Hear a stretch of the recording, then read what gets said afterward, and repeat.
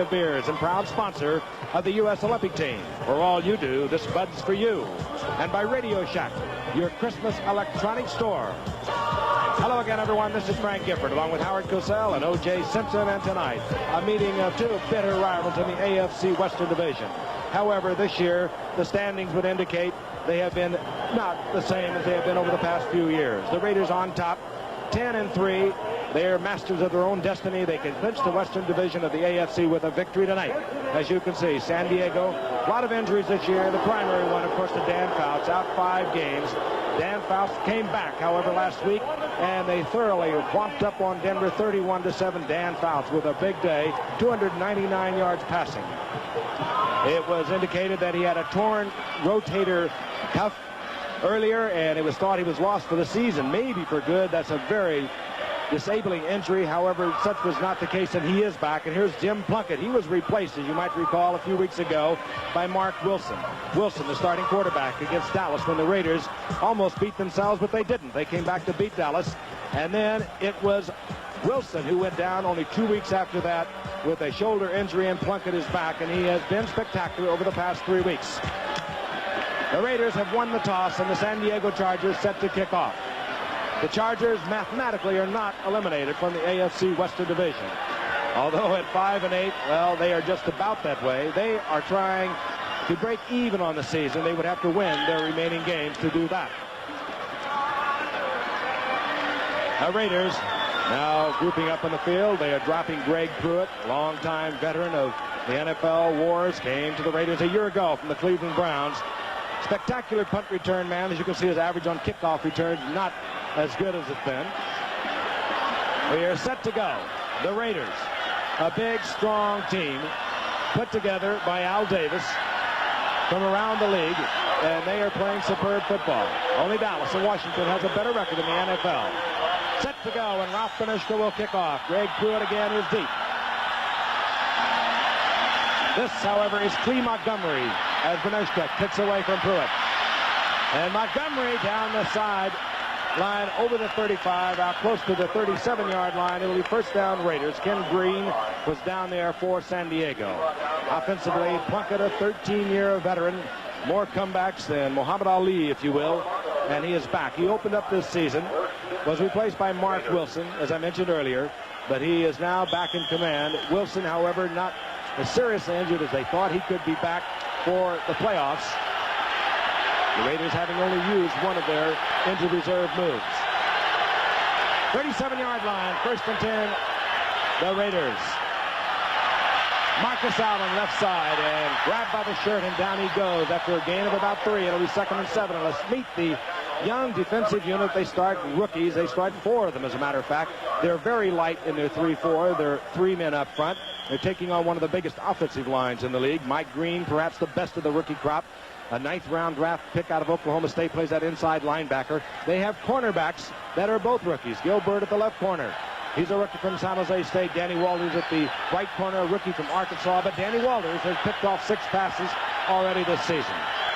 2nd down and 7. The Raiders at their own 41-yard line. And Plunkett tried to check off to Allen. And it is incomplete. It'll bring up 3rd down and 7. And, O.J., I know you followed this Raider team closely, and Allen is basically the checkoff man. He has 59 receptions coming out of that backfield. Yeah, he had an opportunity right there to break the Raider record for backs catching the ball, but the ball wasn't thrown too well. But look for the Raiders to try to establish a running game early to take advantage of the inexperienced linebackers of the Chargers and run a lot of play action as the game go on. The Raiders up front are enormous. They average 265 pounds. The defensive front 3 and the linebacker for San Diego averages 243 pounds. Quite a disparaging. Plunkett, and he finds Barnwell. He does not hold on. Barnwell was going to run before he tucked it away. And it's incomplete, and the Raiders will have to turn it over. There's a sellout. Well off his first 2 years in the league when he averaged just about 13 yards a return. He's averaging just a little over 6 yards, but he's been troubled with ankle injuries this year. Brooks awaits the ball at the 5-yard line. Drops the ball and covers at the 10-yard line. So the Chargers will begin inside their own 10-yard line. And Dan Fouts is the leader.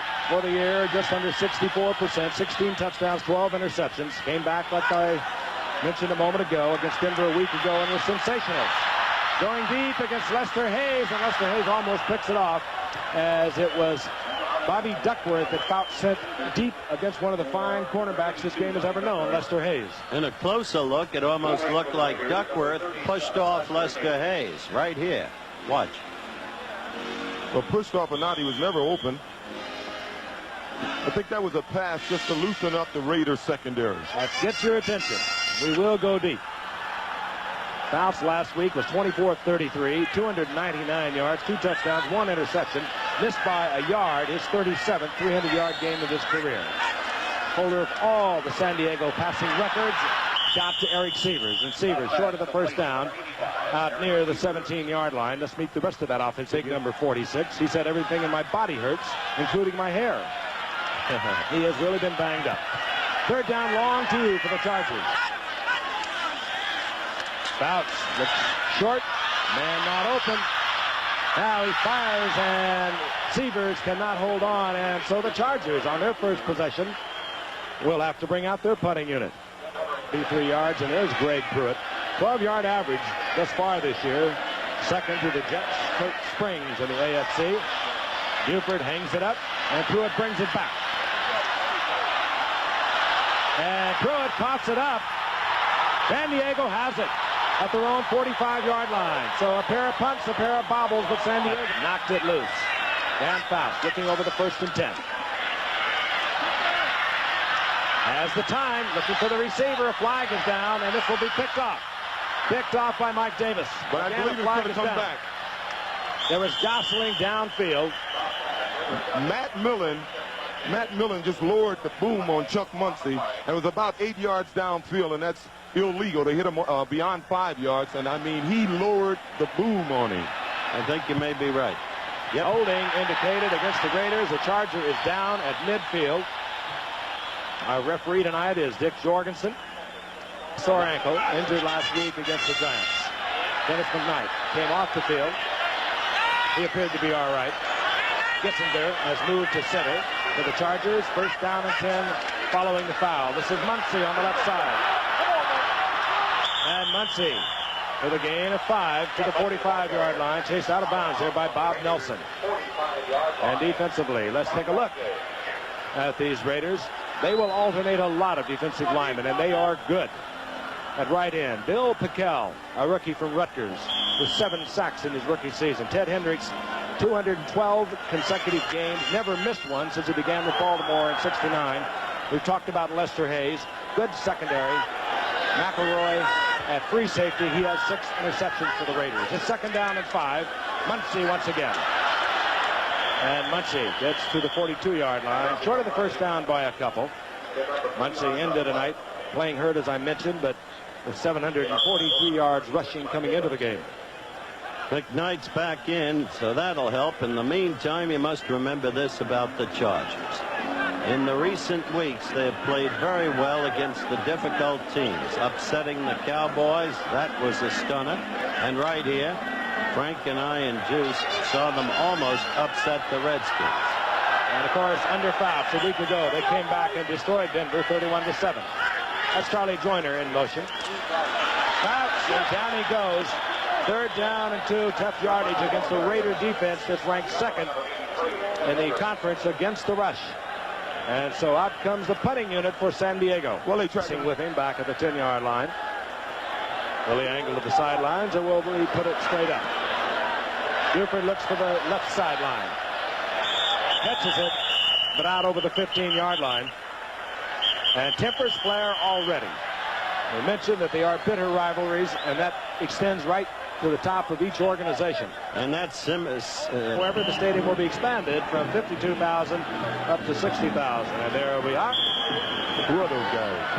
I don't know. But we missed you in Miami. Tell you about it later. First down and 10, the Raiders. The ball at the 15-yard line. Plunkett is back. Lots of time. Todd Christensen. A flag is down as Christensen, with his 71st reception of the season, gets out to the 31-yard line. But again, that flag is down at the line of scrimmage. Mike Green got back there defensively. San Diego offside. So the Raiders will decline that penalty. They'll have a first down up close to the 30-yard line. Encroachment, number 79, defense, decline. Look at Plunkett here, but dropping back, a little low and behind here. His favorite receiver, Todd Christensen. Plunkett hasn't been intercepted since he's come back into the lineup. 3 games he's gone. Coming into tonight, 115 passes without an interception. Plunkett has Christensen wide open, and he fires out, intended for Barnwell. Almost intercepted by Reuben Henderson, who is starting in there tonight for an injured Gil Bird. He's an ISO on him. He's trying to. These guys have been. Bird has been. Well, he's running a zone really, so he really didn't beat Bird. Matter of fact, he played it real well. He stayed in front of the receiver. Didn't he step out of bounds there? Pass was incomplete. We had an eligible receiver going out of bounds, making him ineligible. He came back, was the first to touch the ball on the offense.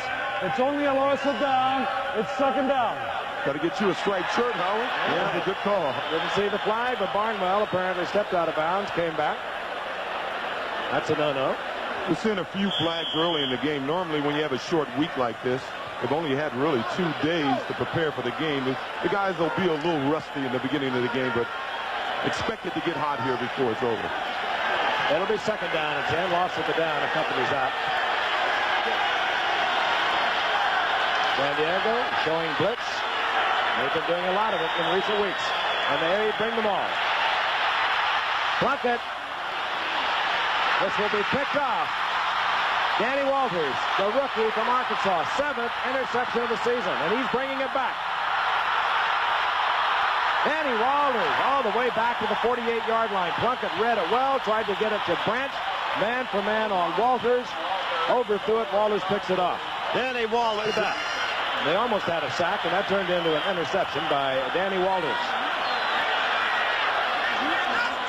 On first down and 10.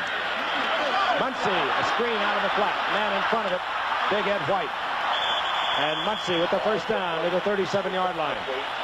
Actually, it was Dennis McKnight pulling out in front, the center, who was shaken up earlier. He got the lead block. Muncy gets the first down at the 37-yard line. It's a cliche that emotion is a great part of this game, and it's valid, and that's why it's a cliche. Chargers are fired up with emotion tonight.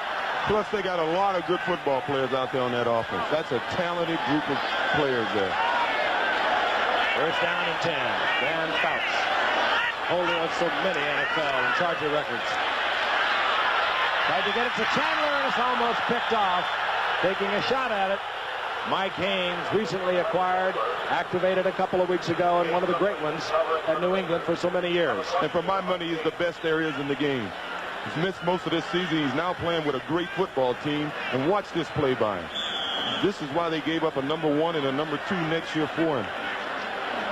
Think about those corners. And, of course, the celebrated trade after the trading deadline by some half hour. They created a lot of emotion, a lot of commotion, and ultimately resulted out of the courtroom with the Raiders sending a first-round pick next year, a second-round pick the following year to New England for Mike Haynes. The second down and 10. Fouts under pressure, gets it off. Chandler has the first down at the 23-yard line. I'll tell you, that's Dan Fouts. That is Dan Fouts. 10, Fouts back once again. Tries to get it to Chandler. A little hot for Chandler. It'll be second down and 10. Well, I suggested to Dan in a talk earlier today that Charger defense has been improving. And a man. I think we've discovered one of the best new young defensive backs in Danny Walters. He's just done a super job for us last couple of weeks. He can cover man-to-man. And when you have a guy like that, you can put extra pressure on the quarterback. And, of course, it was Danny Walters with the interception that has set up a possible scoring opportunity for the Chargers. You just watched Chuck Muncy around the left side, taken there by Jeff Barnes. And Muncy with a pickup of about 6. It'll bring up third down and 4. The ball resting at the 17-yard line. Fouts in his 11th year. several injuries this year. Sprained his arch in preseason in the 4th game against Cleveland. Broke the navicular bone in his left hand. He continued to play the 5th game, a shoulder against the Giants. The 6th week, that got him a rotator cuff injury against New England. Fouts, Joyner, first down, Chargers, 5-yard line, first down, goal to go. If ever a man had a special fondness for one of his receivers, Dan Fouts does for Charlie Joyner. The veteran who every year says he's going to retire, but then is talked out of it. One of the great precision route runners in football. Just a remarkable athlete. And the durability is really something. We've been watching him how many years now? He came up 15 years ago with Houston, a few years at Cincinnati, came to the Chargers, where he really found a home with Dan Fouts. 2nd round draft choice in '68. There we go. First down, goal to go.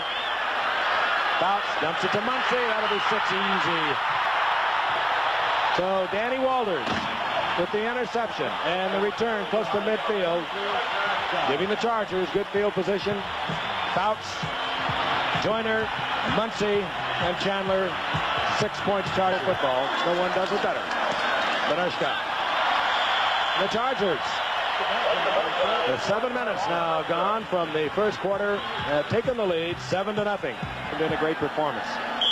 His entire body is beat up from the previous 12 games played. Ganushka. A wobbly kick was taken by Greg Pruitt at the 7-yard line. Big opening. And Pruitt out over the 40-yard line. Flags down once again as there was late hitting behind Pruitt. This penalty will be called against number 87 of the Raiders.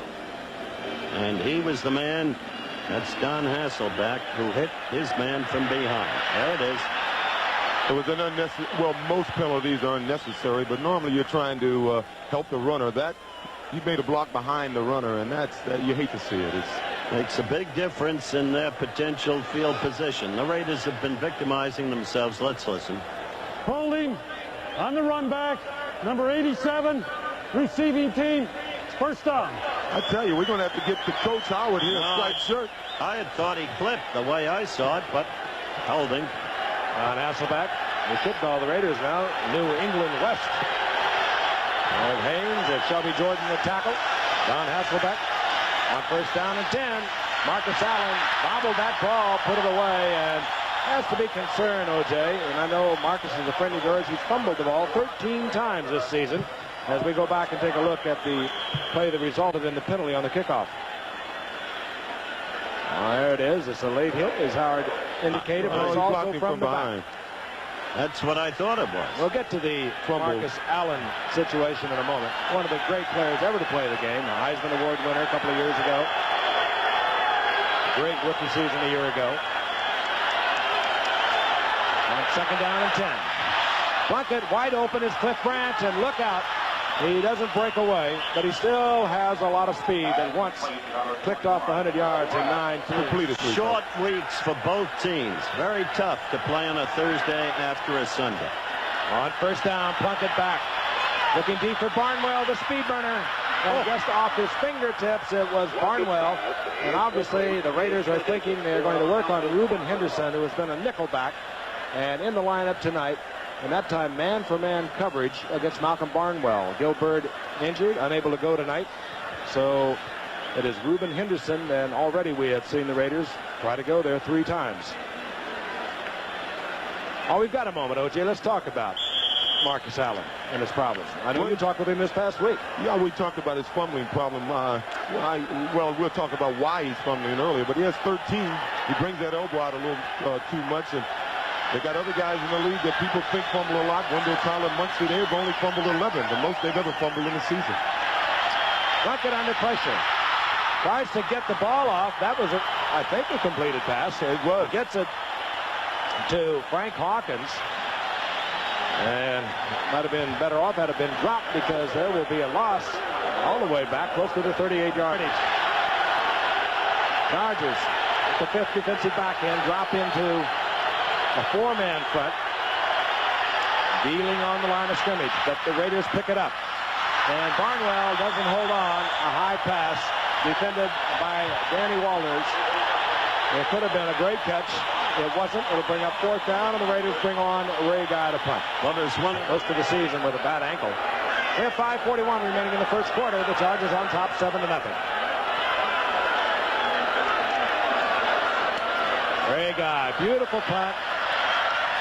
However, does not turn over, and Brooks steps up over the 25 and makes the fair catch at the 27-yard line. Not bad field position for San Diego as they trot back out on the field with their offensive unit. 39-yard punt by Ray Guy, a little below his average. To beat them because they are one of the finest teams in the league, if not the finest team.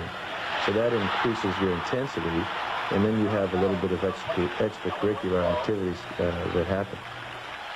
Fouts now, 6 of 10 on the night. He has a touchdown. He just hit Kellen Winslow out over the 40-yard line. The big tight end gets the first down at the 42-yard line. There he is, picking up Winslow on the crossing pattern. Mike Davis trying to stay with him. He gave him a lot of room, but keep in mind, Winslow, as big as he is, 250 pounds, he still earns the respect as a deep receiver.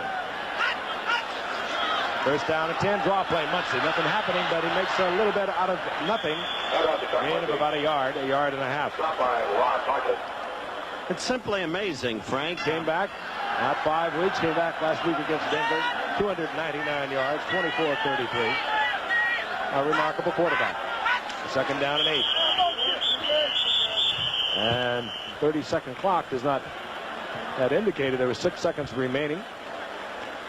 False start, right guard, offense. So it was Ed White pulling out in 11 days. Well, if their defense keep playing the way they have thus far, they'll be able to do it. Call it second down and 13. The ball back inside San Diego's 40-yard line. Muncie. And Muncie staggers through the line that closed in on him into the arms of Mike Davis. And on the tackle, number 36, Rod Martin is having an absolutely great year for the Raiders. He was the man who closed it off early on Muncie. He has probably supplanted the great Hendricks as the outstanding linebacker of the Raiders. But certain areas, Hendricks remains the man ability to respond to crisis. A remarkable player for 15 years. Third down and 12. No setbacks at all. Raiders come with the blitz. Nobody to pick it up. They did not, however, get the blitz man in. It was Howie Long getting his 10th sack of the season. He is the Raiders' best in that department. And Fouts dropped all the way back inside his own 30, and that means punting time. One of the 2 last men from Villanova, along with Vince Thompson of the Lions. Tremendous football player. At that time, the Raiders stopped Dan. Well, he's a big, strong player. Reggie McKenzie tells me he was surprised at how quick he was when he played against him. I've mentioned earlier, Juice, Howie Long's the one guy who could have been a successful professional fighter. Greg Pruitt, low kick by Buford, but a guess by Pruitt. Takes a Charger bounce. Pruitt from the 13-yard line. And down there quickly for the Chargers, covering was Don Brown. So actually Buford got away with something then, and a flag is down up at the line of scrimmage. Could have an illegal man downfield, although that flag is in the middle of the field. So it could have involved some other activity. And it does. Tree of misfits. We've got a halftime piece on that. Rick Burns was the guilty Raider. First down and 10. The ball at the 6-yard line. Marcus Allen. And he is hit hard at the 9-yard line. Helmet on helmet with Marcus Allen. Tim Fox coming up, and he is slow getting up. Tim Fox is playing out there when a lot of other players would not be playing. Broken ankle earlier in the season. Never thought he'd come back this year. Gutsy guy. Sometimes it seems he's almost foolhardy. That's the problems of the Raiders tonight. Gain of 3, second down and 7. The ball just short of the 10-yard line for the Raiders. Marcus Allen. And Allen turns the corner out of bounds, short of the first down by about a foot. Well, the Raiders are a team that normally they don't take the time to establish anything. They're a big play team. They try a lot of things, and they rely on the big play. Well, tonight, I think they should try to take advantage of this defensive unit that is somewhat inexperienced. They have down linemen that have never played the 30. They've been slow in adjusting to it. They should be running the ball a little more at them, and then later on take advantage of the play action pass. I agreed with you at the top of the telecast when you said they're going to run the ball on it. But they haven't been doing it. Maybe now they'll start to. 3 tight ends are in. Hasselbeck, Jensen, Christensen, Allen. And he's dropped for a loss. And that will bring up 4th down. And that is going to really fire up this defense that held Denver last week to 195 yards. They are coming right back to that game in a very short period of time to get ready for tonight. The crowd loves it, and the defense comes out, slapping each other with high fives. And Don Coryell, who always has that serious look. Well, you heard me mention it in the past. When you got short... Ray Guy will punt. James Brooks is up close to midfield at his own 43-yard line. So the Chargers leading 7-0, 1:47 remaining in the first quarter. Should get good field possession. Ray Guy hits a beautiful punt. Couldn't be better. He puts it out of bounds at the 32-yard line. And what a punt. 51 yards. And giving San Diego no opportunity for the return. 32, Frank. Excuse me. San Diego with a good defensive. Out to the right. Top of your screen is Wes Chandler. Severs is the motion man. Fouts in a crowd and somehow gets it to Joyner, who comes down with it at the 40-yard line. There's a gain of 8, and the Raiders had everyone. The Tom Flores, their coach, on that blitz. I did, and that was dangerous. The ball waffled. It wasn't a typical Fouts throw. From the reverse angle, you'll see it, and Joyner makes it possible. Working with on Mike Haynes, and I tell you, if you're a football fan, it's going to be fun for the next 3 quarters to watch these guys work on one another. The Raiders with 2 of the finest corners in the game, both all pros. Oh, a little mistake there. He didn't get the handoff. Now that's Rusty. Got the first down possibly, though. On the rollout. Dan Fouts, the ball carrier. And he knew where he had to go to get the first down, but he did not want to endanger a body that's pretty well beat up already this season. Yeah, well, that's what being a little rusty, Frank. He turned around. He didn't get around quick enough to get back to Muncie to pass the ball off, and was stuck with running it himself. As you can see, Muncie had expected to get the ball, and he was a little slow on his turn, and like every heads-up quarterback, he realized what he has to do, even though he doesn't want to. Look at that ball out there like a loaf of bread. Oh, nobody was around, though. That's not his thing. But he got the first down. You heard the roar of the crowd while we were in the replay. San Diego out over their own 42-yard line. That'll tell you a lot about Dan's running ability or his inclination to run. Well, with the receivers he has, he doesn't have to run. 30 seconds remaining in the first quarter. Severs in motion. Again the blitz. Rod Martin gets to Dan Fouts. Fouts dropped for a loss. Muncie did not step up, and it was Rod Martin. That was his 6th sack of the season. He's also 3 interceptions. The leading tackler for the Raiders. Like a little bit. Those linebackers will wear you out. Loss back to the 37-yard line, and time will expire before we can get this play off. It'll be 2nd down and 16 when we as we begin the second quarter. Fouts from the Chargers looking at a 2nd down and 16 following the Rod Martin sack. Ball at the Chargers 37-yard line. Muncie the single setback. He'll try the right side. Cuts back. And he'll work for about 3 yards to bring up 3rd down and 14. Raiders 10-3. They lost twice to Seattle. They lost to the Washington Redskins. They have defeated Dallas. Both of these teams have defeated Dallas during the course of the season. And of course, a win tonight by the Raiders, and they are the AFC Western Division champions. But they're thinking of the playoff and home field advantage. And of course, Pittsburgh, Miami, very much alive in that. But the Raiders can be their own masters. 3rd down, 14. Fouts with a snap drop to Charlie Joyner. Bobbles the ball, and the Raiders have it. Well, that was definitely a forward to Rod Martin. Flags are down. at midfield. 3 flags down. The players intercepted the ball. They forgot which way they were going, and Mike Davis lateraled the ball forward to Rod Martin, and Martin knew what to do with it. I mean, unlike Roy Riegels. yeah. Hey, that was a great shot, no matter what happened by Fouts. Looking left, he just snapped it with his wrist to Joyner. Joyner had James Davis working on him, and he beat him coming across the middle. He was looking for help from Martin. There's the indication, illegal forward pass. That's what it was. You'll see Joyner coming across with 45, Mike Davis on him. But what a pass. Right on the money. Great catch. And what a receiver. Illegal forward pass by the player that intercepted the ball on the receiving team. It's first down. Saw Mike Davis. It looked like they might have even forgot which way we're working. I think he did. There's no other way he could have shoveled that pass ahead of him.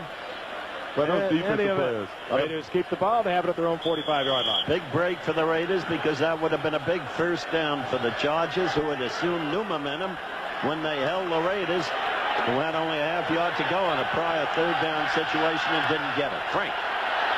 First and 10 near the 45-yard line. Inside to Marcus Allen. He's tripped up. Good defensive play. Mike Green, we told you about him. He's a 9th-round rookie out of Oklahoma State. Not big, 225. Coached, by the way, a little bit of trivia, by Joe Washington's father down at Port Arthur, Texas in high school. He has been an amazing player, Frank. Billy Ray Smith got the big play before the season started, and Billy Ray is certainly going to be a great football player. But Mike Green has been consistent, more consistent even than Billy Ray. He leads the defense in our tackle. 4-man down line for San Diego on 2nd down and 10. They like to blitz, and they look like they're going to. Yes, they do. They shot Woody low, and Plunkett had to deliver the ball to avoid the sack. Woody Lowe, much like Rod Martin, does so many things for the Chargers as Rod Martin does for the Raiders. First quarter stats coming up, and you can see San Diego dominating in total yards and first downs. And so far, the Raiders doing nothing in rushing yardage. 2 turnovers. 1, Danny Waller's intercept, setting up the San Diego score. 3rd down and 10. Again, the Chargers showing blitz. Plunkett reads it. They drop out of the blitz. Plunkett hangs it up, looking for Christensen. A flag is down, incomplete. Flag is down. And it could be holding. That's where the flag is, in the holding area. Could have been Back to the against face Branch. mask. Could have been against Cliff Branch and not the intended receiver. At least Branch was in the area and he was on the ground, and I'm doubtful he tripped. There's Dick Jorgensen talking it over. And here it is. Interference, number 23, defense, 5-yard face mask foul, number 65, offense, penalties offset, 3rd down. Danny Walters, interference. There was a face mask, offsetting calls. It'll be 3rd down and 10. Chargers on top, 7-0. Muncie running it in. Following a Danny Walters interception of a Jim Plunkett pass.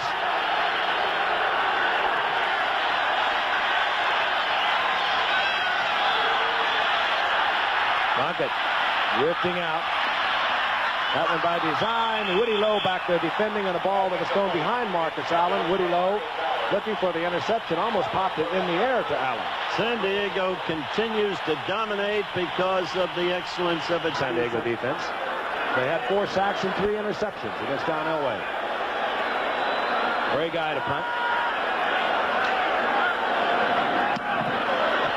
Beautiful punt by Ray Guy. Hangs it up. Brooks didn't hesitate a moment. He saw the height of that ball, called for the fair catch near the 18-yard line, and San Diego, with their defense playing in first gear, get the football back at their own 18. Sellout crowd.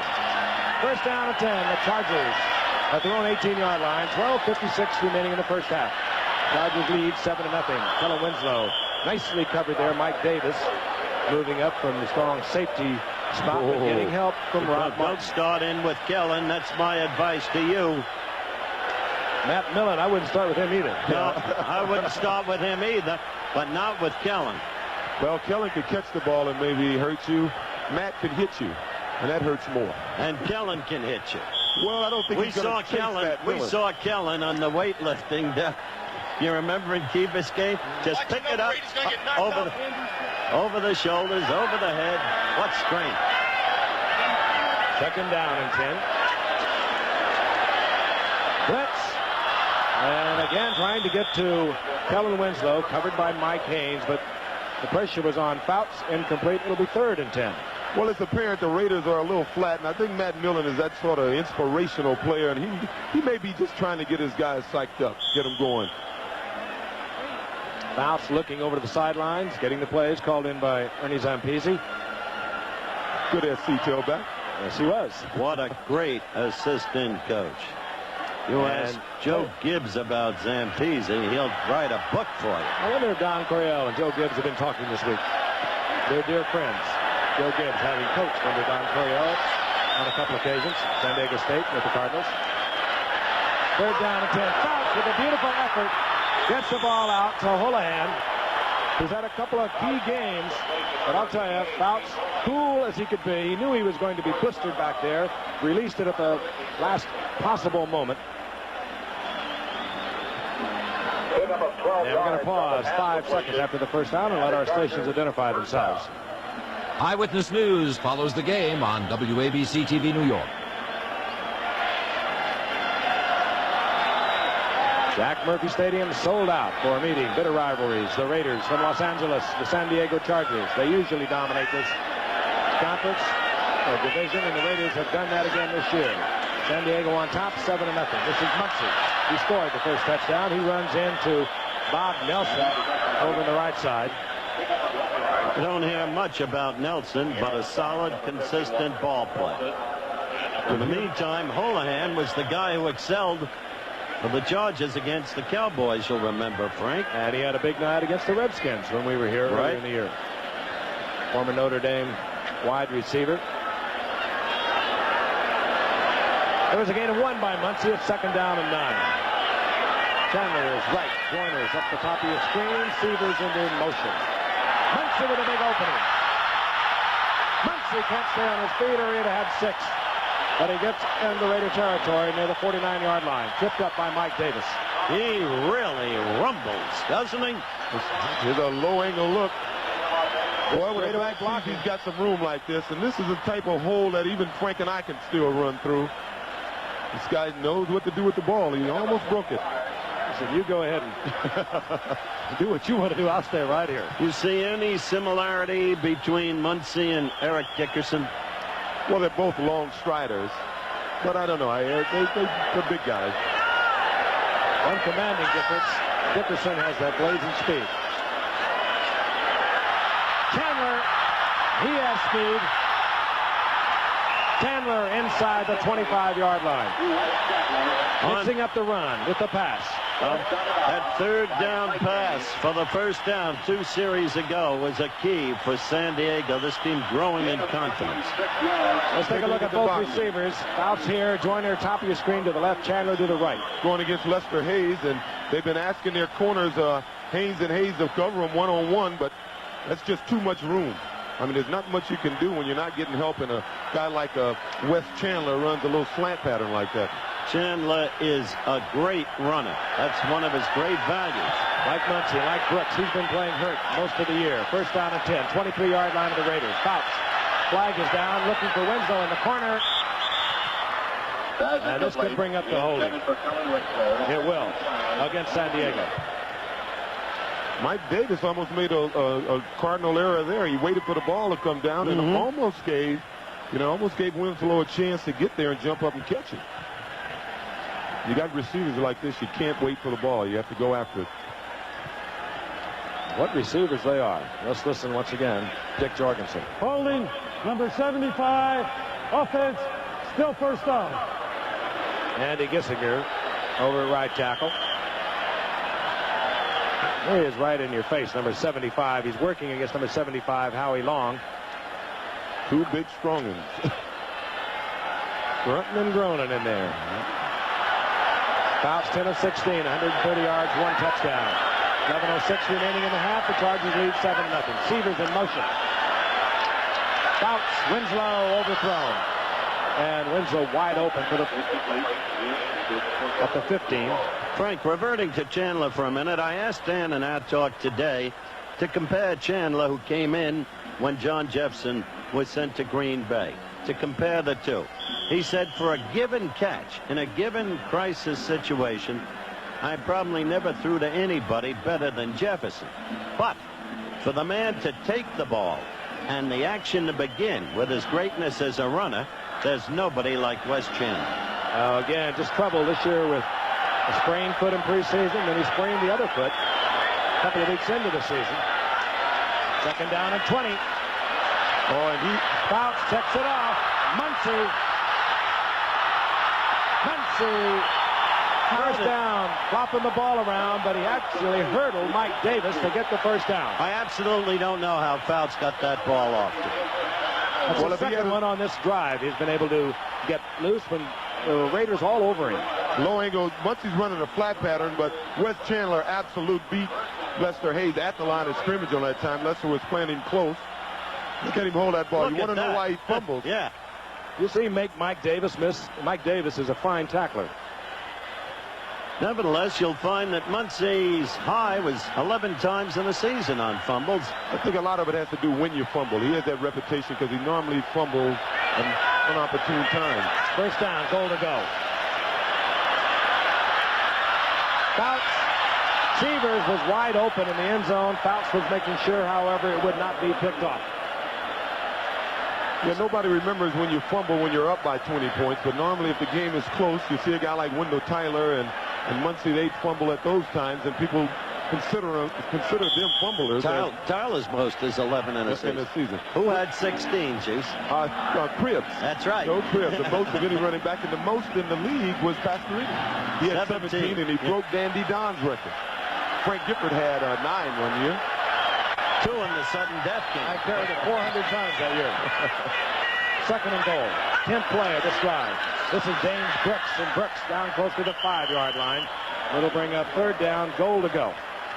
Well, both offensively and defensively, the Chargers are beating the Raiders up front. They're giving Dan the time to throw. They are now. They're running the ball, and when they run it, they're running it successfully. And on defense, they're just really giving the Oakland offensive line some problems. Interesting play the Chargers have run. They ran it successfully at midfield. Muncy got a big first down. They set up on a block. There is no draw fake, however, as they just hand off. But the Raiders are thinking past the Raiders down linemen. They've got 2 nice pickups out of it. Third down and 5. Winslow in the corner. He was battling there with Otis McKinney. Incomplete, and we'll see Ralph Benershka. Benershka coming out as we look at the replay. Just put the big man on the small man, and Winslow has the ball when he goes up. Otis did a good job. He waited for him to catch it and went up a little late and just slapped it away. He just stripped it out of there. Benershka on the season, not having a great year. Top percentage kicker in the history of the NFL is on now. He's 12 of 21 in the year. Was missed from 34 yards a couple of times. This is, however, a 24-yard attempt. Ed Luther will put it down. Andy Gissinger will provide the snap. And the Chargers, to the roar of the crowd, move out on top 10-0 over the Raiders. And this man is off on another big night. They were winners of the AFC West in 79, 80, and 81. Greg Pruitt has dropped. For the Raiders, Benershka keeps it away from Pruitt, gets it to Cleve Montgomery at the 10-yard line. Montgomery effective once again, out close to the 34-yard line. It'll be first down Raiders. They trail 10-0.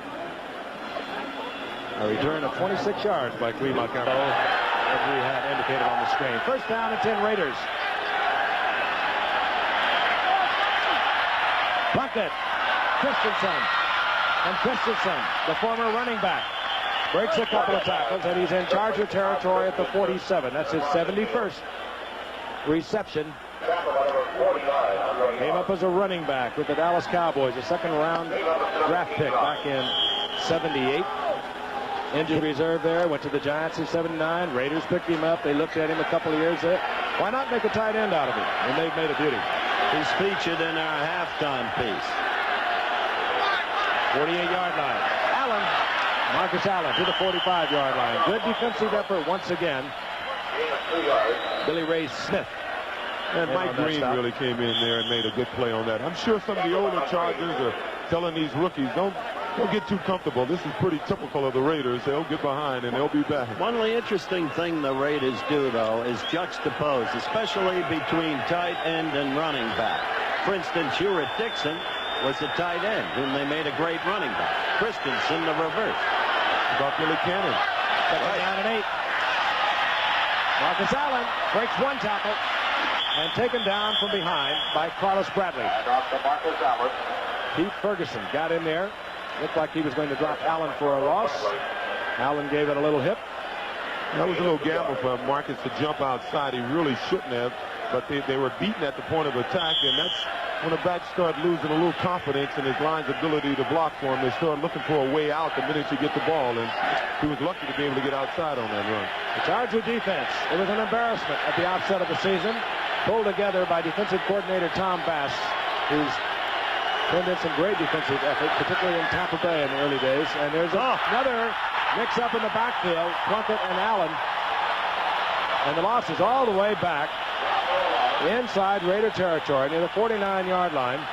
And it'll bring up fourth down. A great year for James Brooks, trouble as he has been, with a very sore ankle. Guy looking to the left sideline, and he may have caught it. Hey, Guy. It puts it out at the 6-yard line. That's where they mark it. Ray Guy with a beautiful effort. He gets 44 yards, but he puts it out at the 6. Ron Coryell, who came in 1978, had never had a losing season. The only way they can avoid it is to win the remaining 3 games, and that includes this one tonight. On first down and 10, Chuck Muncie somehow pops out of the pile and gets out over the 10-yard line for a gain of 4. Almost 5. Really, just pounds out that yardage. Every time we see, he loves Monday nights. He calls it Muncie night. He comes to play on any day. Second down and 6. Chandler is right. Joyner left. Severs in motion. Muncie, right side. And he realized that he had had it. It was Ted Hendricks stepping across the line of scrimmage, getting help inside from Matt Millen. Hendricks turning it back inside. Such a clever player. Chargers would get a lot out of their season. They'd play San Diego again after the Raiders again after this game. And could they win both of those, or should they? I think that'd be really high for next year, especially with the young defensive players they're developing. If they continue to play this way, they will have a lot to look forward to next year. But they've There's a loss of a couple. It's third down and 8.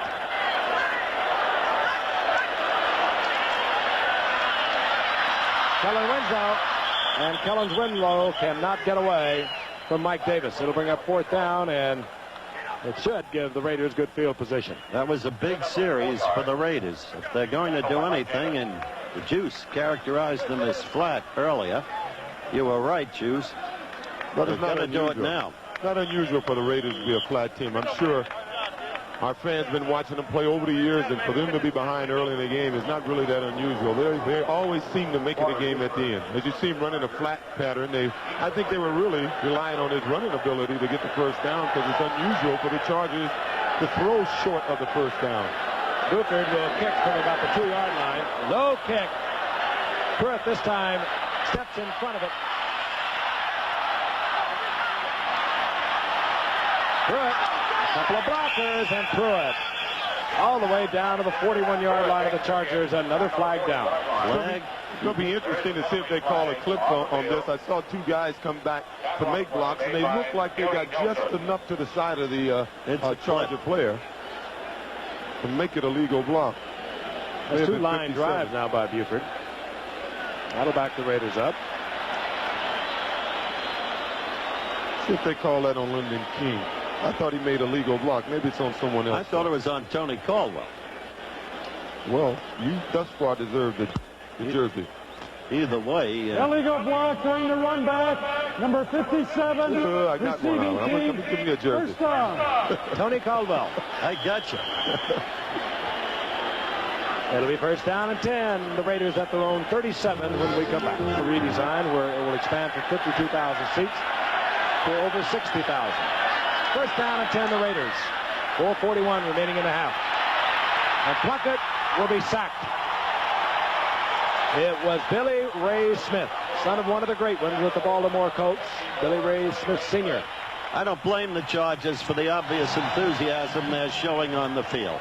They're beating the Raiders solidly both ways. And that's what's great so far about their play. It's been totally solid. There's Mark Wilson, who suffered the damaged shoulder and will probably be out for the rest of the year. In the meantime, we'll talk about Jack Murphy in a moment, Frank. Could be back, Mark Wilson. Put a pin in the shoulder, and he has been able to throw, and maybe they'll bring him back for the playoffs. Second down and 18. Plunkett fires a shot. And it gets into Christensen, and he is out to the 39-yard line, where it will bring up third down and 8. Jack Murphy was not just a rider. He was a quality rider, a distinguished rider with dimension and perspective. His closest friend in life, the late Walter Red Smith. They were inseparable together in the late years of Red's life whenever they covered an event together. Very influential in inducing one of the owners of the Chargers, Baron Hilton, to make the fight to name this stadium San Diego Jack Murphy Stadium. Baron Hilton here tonight with Alex Spanos. Third down and 8. Plunkett has been sacked once tonight. That's the first time in 2 games that he's under pressure, but he gets the ball off to Christensen, who surges forward for the first down near the 48-yard line. Tim Fox coming in. Tackled by Andre Young. Take a look at from the ground level. The Raiders at this point is a one-dimensional offense. You'll see Fox come in, Juice, as they safety blitz it once again. They can only get the ball to Christensen. They're not getting much production from anybody else in their offense. I was surprised on first down they ran a play-action pass. The Chargers fell for it, but they didn't have a back or a tight end running a short pattern. That's normally when you try to take advantage of those linebackers on a play-action pass. 2 minutes, 47 seconds remaining in the half. The Raiders down 10-0. Plunkett changing off. Wanting to keep Allen in for blocking. Fires a shot. Goes out to Barnwell. Barnwell short of the first down, but he picks up a little more than 7 yards.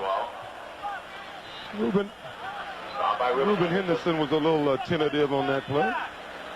Well, in the blitz which the Chargers were bringing, that meant that Henderson was covering Barnwell at great speed, man-to-man. It's a kind of interesting statistic.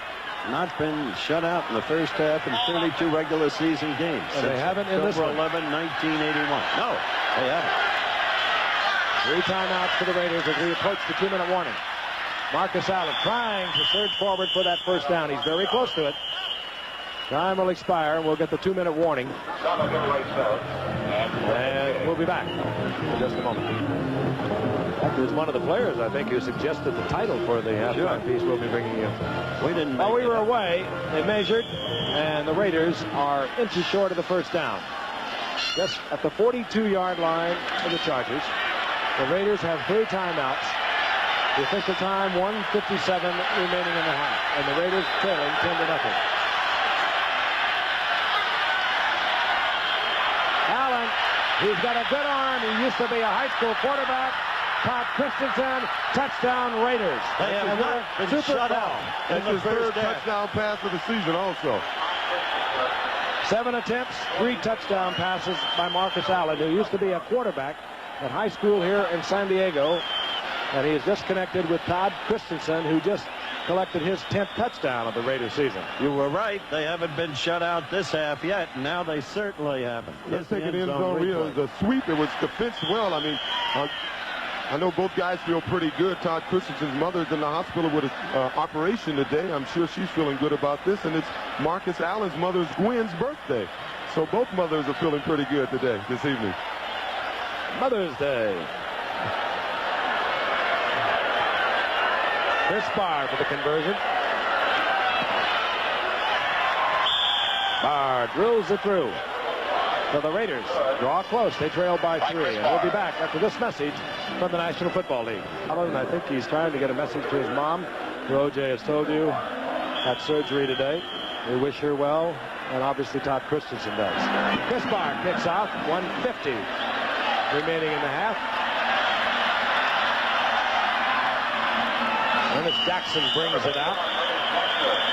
A rookie from Texas A&M, and that's a lot of time for Dan Fouts, who is there at the moment with 3 timeouts remaining. Ball at the 19-yard line. Wes Chadley, wide receiver, top of the screen. Fouts, Muncie. It's Muncie. I don't believe it. And he'll lose yardage all the way back inside the 15-yard line. Busy night for Otis McKinney. Timeout call. You watch Dan Fouts. But it was a clean tackle. Second down, 14. Fouts chased out of the pocket. And the intended receiver was Joyner. It was McElroy who almost came up with the interception. He took a shot at it. Van McElroy is having a good year for the Raiders. Dangerous football player. Gets to where the ball is. Got great instincts. Son of a preacher man, and he's physical. Things you can. By the way, they had a sign in Miami, Juice. That's what I was going to tell you earlier. Miami still has the oranges, but we still would like to have the juice, even now. I would have loved to be played for Shula one season. Raiders licking their chops. Third down, 14. And now the Chargers try to use up some time. And it's Brooks who moves back to the 17-yard line. But the Raiders, I think, want to call timeout once again. Yes, they do. And this 45-yard line. The Raiders now down to 1 timeout. Buford with a fine punt. Takes Pruitt all the way back to his 35. Bearcats call for it to 35 with 1 minute indicated on the scoreboard clock. 48-yard punt and a timely one by Buford. Chuck Muncie. Fought a groin pull all year. He has a sore knee, a bruised sternum. Bruised thigh now, Frank, but he'll be back. That's the word we get. He's a gamer. Oh, I tell you, if he could have played his whole career in a backfield like Miami's or Dallas, there may not be any records for Dickerson. He wouldn't be closing in on any anyway. This kid is great. Look at that rain now. Should be a passing shower. We had tremendous storm come through here last night with a lot of rain all around the Southern California area. Big gully washer. Showers were predicted for tonight. Plunkett tries to get it in to his tight end, Todd Christensen, incomplete. Second down and 10, 54 seconds on the clock. Christensen covering for the Chargers. Jim Plunkett came up in 1971 with New England, Rookie of the Year. Traded to San Francisco in 75. Cut actually that San Francisco picked up by the Raiders. They kept him around for a couple years. He didn't do anything. And of course, the Cinderella player following the 80s season as he led the Raiders to a Super Bowl victory over Philadelphia. Once again, he's on the comeback trail, having been replaced earlier this year by young Mark Wilson. Plunkett, Branch, beautiful shot, and Branch gets out of bounds, stopping the clock up at the 49-yard line with 47 seconds remaining. Fans just saw that rain pelting down now, Frank. It's only the 4th time in 24 years that it's rained here during a Charger game. Gives you some idea of San Diego one. It don't rain in California in the wintertime. I think we'll leave the singing today. Don, yes. Well, we got a moment. I want to congratulate my man to my right, Sports Beat, winning another Emmy. Second consecutive Emmy. That announced last night. Great American Bicycle Race won for ABC, as did American Sportsman, the annual winner. First down and 10. Raiders at their own 49-yard line. Plunkett, Branch, another first down at the 40-yard line, and it stops the clock once again with 42 seconds. Boy, they handle it beautifully, don't they? They sure do. Perfect rhythmic time. Thank you very much, Giff. Very proud of all the people on Sports Beat. Can't name them all because of time demands right now, but wonderful people dedicated to journalism. Anybody can do that. 9 of 18, 92 yards for the Raiders. Jim Plunkett. 40-yard line. They need to get closer for Chris Barr, the field goal kicker. Full blitz by the Chargers. Picked up well. Plunkett reads it. Fires a shot intended down there for Cliff Branch. Branch covered very nicely down the sidelines by Reuben Henderson, who was filling in for an injured Gil Byrd. Flag is down. And it will be marked off against the Chargers. Late hit on Jim Plunkett, and that's a terrible mistake because now the Raiders are in field goal position. Yeah, I don't think it was really a late hit. I think the penalty is he hit him in the helmet. Personal foul, roughing the passer, number 51, defense. First down. Yeah, they're real sensitive about him hitting those quarterbacks in the helmet or in the face. And he hit him right across the head with his arm. Quarterbacks are sensitive about it also. Yeah, I wish they call that when they hit backs in their head. You know, they can do anything to a running on their head, and they don't get any calls. 25-yard line. It'd be about a 42-yard field goal attempt. Should they have to go? 36 seconds remaining in the half. And Cliff Branch, diving effort at the 17, incomplete. That would have set up a chip shot. I don't know if they'll get the field goal or not. The point is that the juice was right. He studied this Raider team all year long, living as he does in L.A., and this is their precise pattern. Fall behind and then make the charge. Only once did it fail, when they led Washington by 15 in the fourth quarter, and it was the Redskins who made. Well, that's the problem. They shouldn't have been leading. This Barr is a hot kicker. He's 6 of his last 7, 13 of his last 15. And now the Raiders use their final timeout. That one is hard to explain. Picture of a man with a migraine. What has transpired, the 30-second clock had to be reset at 12 seconds. So it was an official's timeout. Now 32 seconds remain officially in the first half, and the Raiders have one timeout.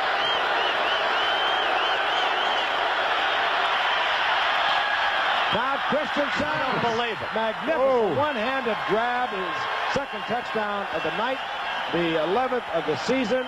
He just put out one hand, pulled it down, and I'll tell you, not a bad pass by Plunkett because Ken Green was with him stride for stride, and he put it in the only place where it could have resulted in the touchdown. And Mom Christensen, I hope that makes you feel a lot better. I hope so. This was just, it was a great pass. I thought it was a little overthrown, but the catch by Todd is incredible. I tell you, Ken Green was right with him, and it had to be put here. Look, in One the rain. hand, hits it up, his own tip drill. 5 plays, 65 yards. They used 34 seconds, and they have taken the lead. They've been thoroughly outplayed, and they are now leading. Chris Barr gets it through just barely. Just barely is right. So in a minute, 57 seconds, they scored 14 points. 14 points and have taken the lead. The Raiders will do that. Right after our producer put up, Bobby Goodrich put up the graphic that said they haven't been shut out in the first half since October 11th, 1981. Well, they are an amazing football team. Here's a team that they go out. They don't try to really establish much. They don't worry if the running game isn't working. They don't even worry if the passing game isn't working. They know sooner or later they're going to make the big play, and that's what they've been able to do here tonight. Quite a performance by both these quarterbacks. They have both been under tremendous pressure and still managing to get the good pass off. And that was a beauty to Todd Christensen. 24 seconds now officially on the clock. Raiders will kick off. Reminder once again during halftime, an interesting look at these Raiders. A menagerie of misfits is entitled. My colleague Terry Blair providing a very interesting insight. Chris Barr, who was on the sidelines thinking he was going to be the one that would have to attempt to tie it up. Look at that. 76th reception ties Raiders record held by Art Powell. Was he a great one? 1964. Talk about some big catches. Booms one. Brooks deep in his end zone. He'll stay there. And things are getting a little rough. He can credit that touchdown right back to that play, too. That's when the Raiders started stopping the clock. Now Fouts is knocked to the turf. Mr. Hendricks.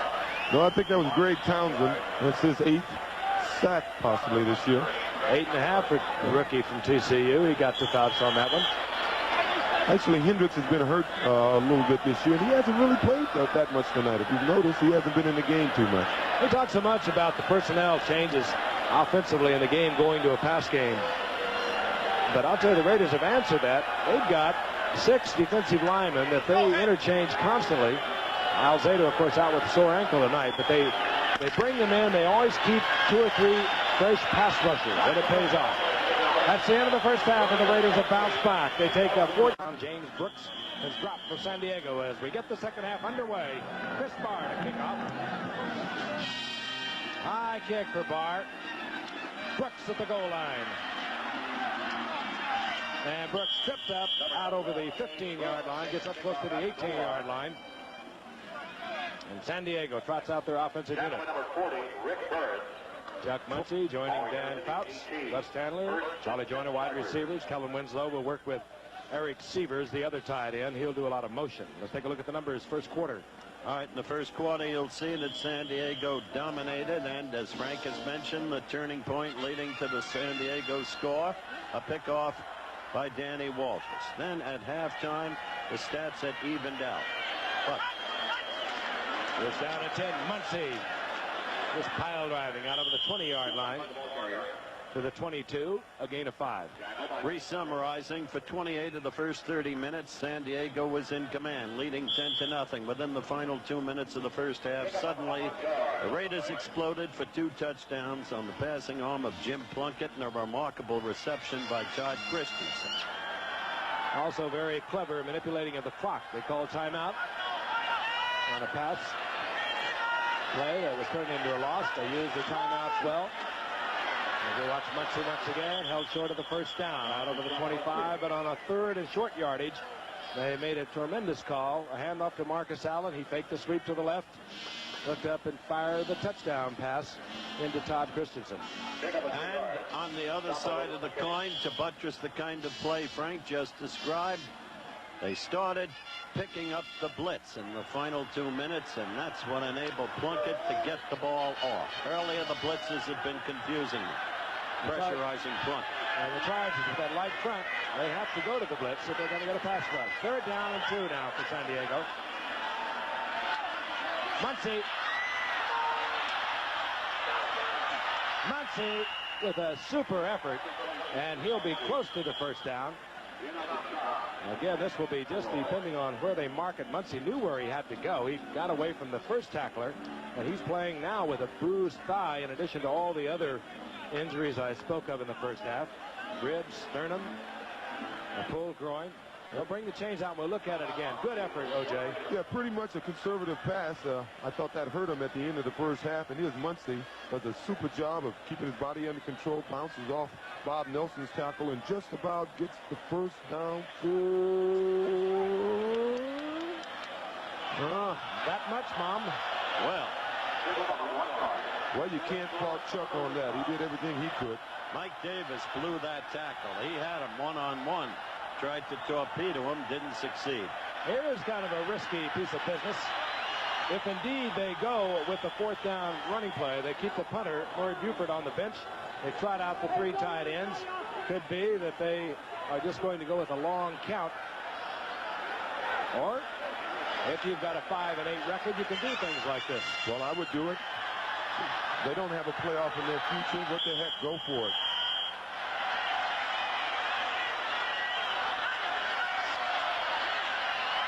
Right over the top is Brooks, and the flag is down.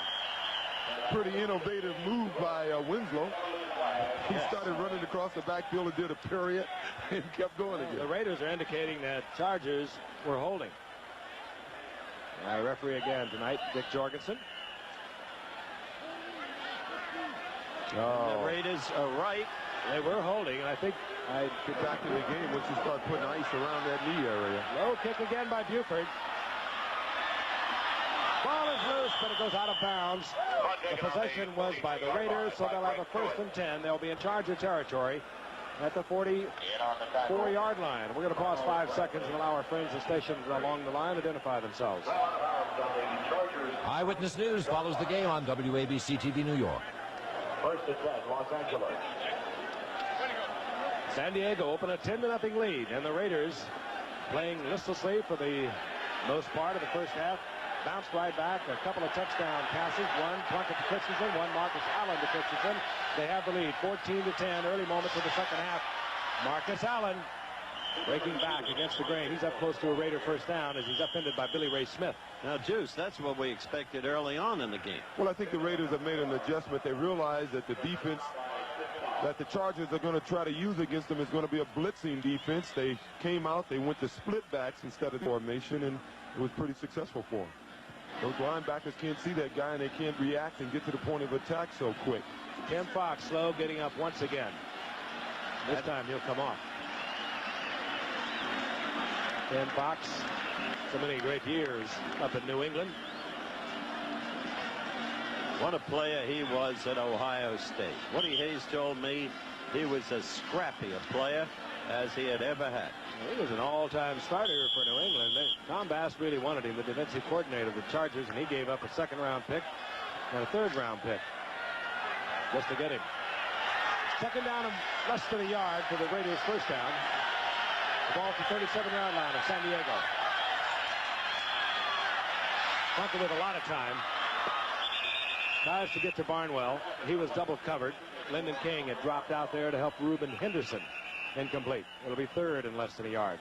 Well, here's where the Chargers miss a guy like Fred Dean or a guy like a Matt Millen. You saw they were playing L.A. was playing listlessly. Matt Millen started acting a little crazy out there, and he got the defense fired up. Well, right now, if you look at the Chargers, they're walking around. There's no guy. Nobody's clapping their hands. Nobody's trying to get them psyched up again. They started the game playing well. Unfortunately, they got behind at halftime, and they look like a sad unit out there right now.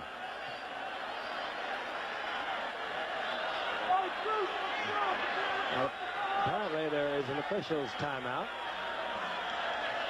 We do not know exactly the reason, but we'll be back for more action in a moment. Again tonight. Meanwhile, the Raiders 3rd down and 1. The ball at the 37-yard line of the Chargers. Marcus Allen has the 1st down. He almost pops it big to the 30-yard line. 1st down, Raiders. What a pity if Muncie is out for the night, and it appears he certainly is. Raiders 1st down. Chargers 30-yard line. You're right about that adjustment, Juice. You go to split backs, they can't get the reads that they would get from the eye. Tim Fox comes back into the lineup for the Chargers.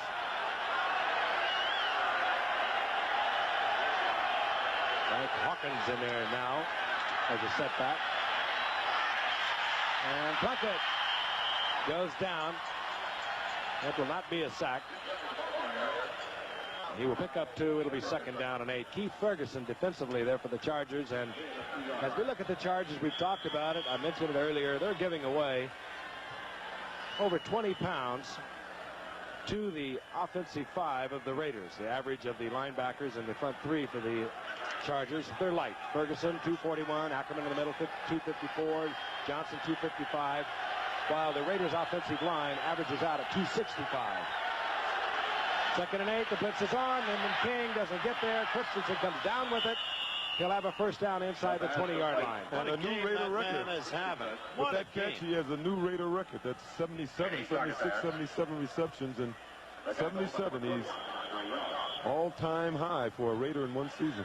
You don't want to pick on anybody, but Dallas knew he had a lot of talent. 2nd-round draft choice. Then he's with the Giants, and why would the Giants let him go?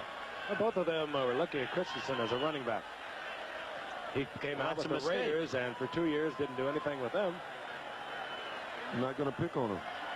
Traded Casper down to Houston.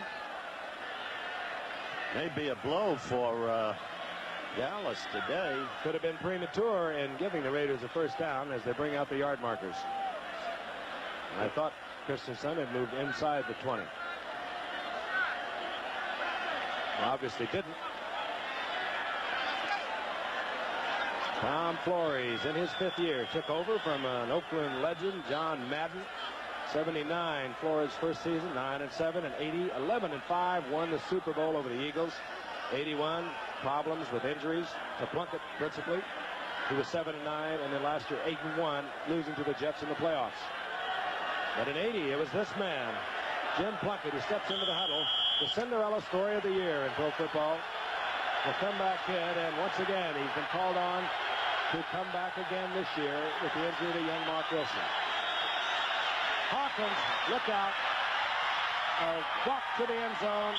You see it so often on short yardage. Everyone burrowing down, closing off. Hawkins broke a off-tackle slant outside, walked into the end zone.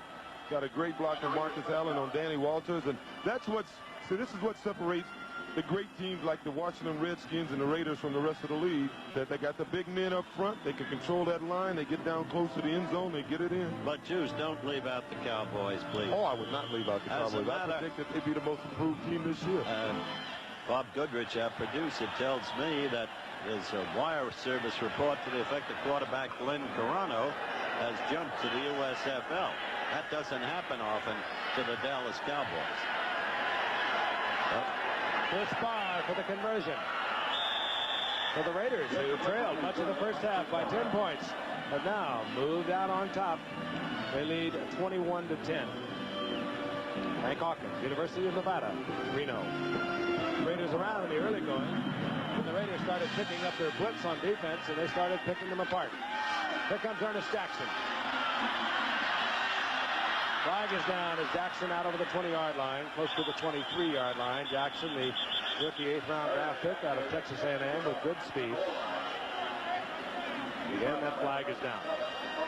Quick word, Frank, about Carano. In a way, you can't blame that kid if he did jump, because he had no place to go. Hogaboom is the guy behind Danny White. Yep. Don't you agree? Oh, I think there's no question. Hogaboom is the guy behind White. He's going to be behind White for a long time, I think. Personal foul, illegal block below the waist, number 21, receiving team. First down. San Diego again, deep in their own territory. We're in the 3rd quarter with 10:45 remaining. The Raiders lock up the AFC West. And then their concern will be keeping that winning edge, looking for home field advantage throughout the playoffs. Miami and Pittsburgh have the same designs. This is James Brooks. Breaks behind the screen block and out over the 10-yard line for a gain of about 4. Up into there by Otis McKinney. At the same time, you can never tell about backup quarterbacks. Remember your experience at Buffalo with Gary Morangi, Juice? Oh, I recall Gary used to come off the bench, throw touchdown passes. Other teams in the league were offering high draft choice #1s for him. He came into the league. He had to start for it when Ferguson got hurt, and he just really couldn't get the job done. I think he was out of the league in another year. 2nd down and 6. Brooks. James Brooks. Line of scrimmage, and that's all. It's going to be 3rd down and 6. Rod Martin there first. Now, Frank, is it my imagination, or has the Chargers gotten pretty conservative, it seems? Ever since 2 minutes ago in the half, they're throwing swing passes and they're running the ball. In the beginning of the game, we were commenting on how Fouts was hitting all his receivers. He was throwing the ball downfield. And do you think maybe his shoulder is bothering him? Or? No, I don't understand why they're not throwing the ball downfield. They lost that spark they came out with, for sure. They lost it on defense, and they have not been able to muster a big breaking play, and they are a big breaking offensive team. Fouts. Ball is loose, and the Raiders have it. That's what's happening. Big Howie Long. Muscle. Big Howie Long. And Dave Stalls falls on it. This is a muscle. Fouts is down. The story of Dave Stalls is an indication of how the Raiders work. Stalls is a pretty good player. He had been with Dallas, went to Tampa Bay, jumped to the other league where he goes next year. So Tampa Bay understandably cut him as you're looking at an end zone replay. Raiders, who want to win here and now, picked him up, and they know it's just for this season. Oh, Big Howie Long got him right on the shoulder and sort of shoved the shoulder into the turf as he took him down. And so Fouts be all right. That's the 11th sack of the season for Howie Long. And Fouts was slow getting up and looked to be in pain. as Dave Stalls. He made the recovery. First down, goal to go. The Raiders, 2-yard line. Hawkins short of the goal line. Moving up second down. You know, we were talking about fumbling early in the year. It's sort of surprising. Every time the Raiders get close now, the Hawkins get the ball. You know, I know Marcus is saying, hey, call my number. I can get it in. Of course, Marcus is a little bigger and a better blocker, but these easy, well, I can't say they're easy touchdowns. There are no such thing as easy touchdowns, but when you're down here close, the Marcus Allens, like the John Riggins, would love to get the football. Second down, goal to go. They're looking at Fouts' right leg. Hawkins, touchdown Raiders. So the sack by Howie Long, the recovery by Dave Stalls. Frank Hawkins takes it in on second goal to go, and the Raiders end their lead. Frank Hawkins, an interesting player, 10th round draft pick after a tremendous effort at the University of Nevada in Reno over 4 years. He gained over 5,000 yards rushing. Everyone thought he was too short. He's 5'9". Everyone thought he was too slow. And Juice, I think you pointed out this morning, he actually is getting more playing time now than Kenny King. Yes, he is. He's doing a super job. He's probably a better pure runner than Kenny. You know, he's the third all-time rusher in college behind White and Dorsett, two other relatively small running backs. Dave Hum got it down. They acquired him when Mark Wilson went down. There's the man that took it in, Frank Hawkins. Here comes Ernest Jackson, the rookie from Texas A&M once again. Out over the 20-yard line, and San Diego trots out their offense, and Fouts is the quarterback. Disappointing night for Fouts, in a sense, a disappointing career. Thus this. A player like yourself, the skills so apparent, sometimes almost seemingly awesome. Never even been to the Super Bowl. Do you ache inside over that? Well, to this point I do. I have been disappointed in not making the Super Bowl, but I have a few more shots left at it, a couple more years left, I hope, in this old body. And if at that point, when I retire, I haven't made the Super Bowl, I'll be able to give you a more definitive answer. Dan Fouts picked off Rod Martin. Rod Martin, his fourth interception of the season. No flags down. Rod Martin drops into the end zone, and this man, as we mentioned several times in the first half, is having a great year. Fouts was looking deep. He tried to get one in between two Raider defenders, and Rod Martin gets the interception. Well, we've talked about Rod a lot this year. He's probably the most underrated linebacker in the league. He's been the Raiders' most valuable player on defense the last couple of years. Fouts wanted to go deep. He had Brooks trailing underneath. He was conscious of Howie Long there, and I think he threw a pass if he had a little more time, he would have thought better about. Actually, it was Winslow. He was checking off to Winslow. He's tall, 6'6". He didn't get it up high enough where Winslow could even battle for it. Chris Barr onto the conversion once again. And the Raiders have moved to a 35-33 remaining in the third quarter. Boy, did they bust it open in a hurry. Juice, why don't you explain from your study of the Raiders how this team has fresh players at the end of the year? You mentioned Hawkins and Kenny King being used more sparingly. What does that produce for this team as an example? Well, it produces a lot of confidence amongst the players when you got an owner that'll go out and get a guy like Stalls. And if you look at his linemen, he has Jordan and Marsh and most far on the bench. He can bring them in at any time. We'll talk about it a little more after this commercial. Barr has been hitting all night with his kickoffs, trying to keep it away. Very wisely so from James Brooks, and he does it once again. Here comes Jackson, and he's to the 35-yard line. Up into there by Calvin Mohammed. And so the Chargers, their offensive unit, has had 3 possessions, and the Raiders have taken it in twice. Raiders have scored, believe it or not, Giff, 35 points in 8 minutes and 17 seconds of playing time. And the league may be getting a new look at this new Oakland Raider defense with the acquisition of Mike Haynes on one side and Lester Hayes on the other side. Maybe one of the reasons they're not throwing downfield. It is Los Angeles, though. Oh, Los Angeles. We all do it. Out. Just as Barrett was tough to strike. Season. And he gets it back in the Charger territory at the 48-yard line. Well,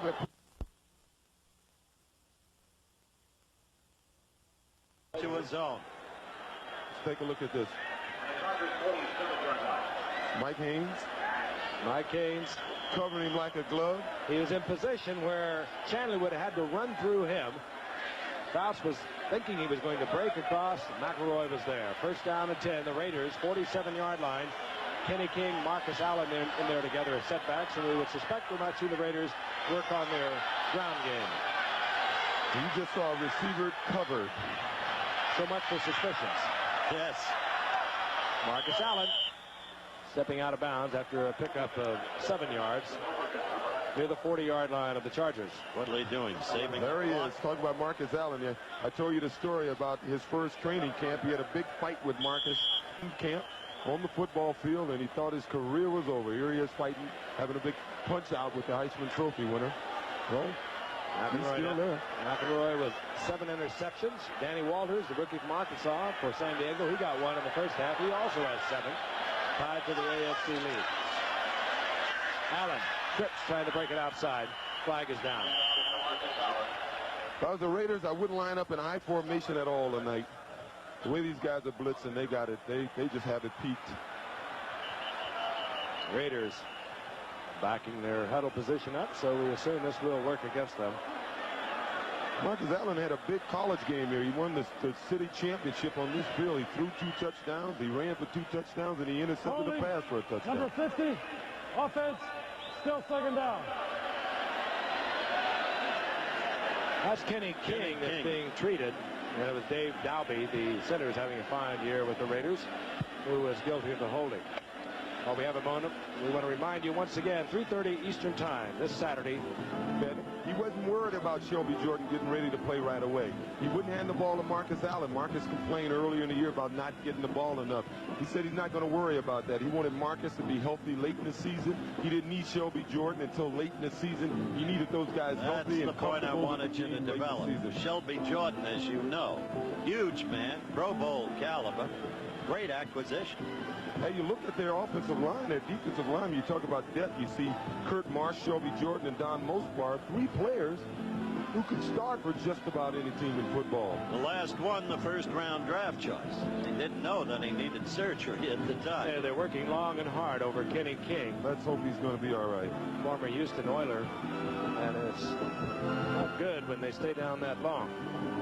Well, we mentioned that Hawkins was playing a little more than Kenny, and Kenny may have come into the game a little cold and try a little hard, a little harder to get his job back. Well, we'll hope he's all right, and we'll be back in a moment. Go on, but there's a great camaraderie even between opponents, even with the Raiders against teams they play against. Speaking of a pair of tough ones. 2 veterans who go on and on. Yes, he is. He's up here.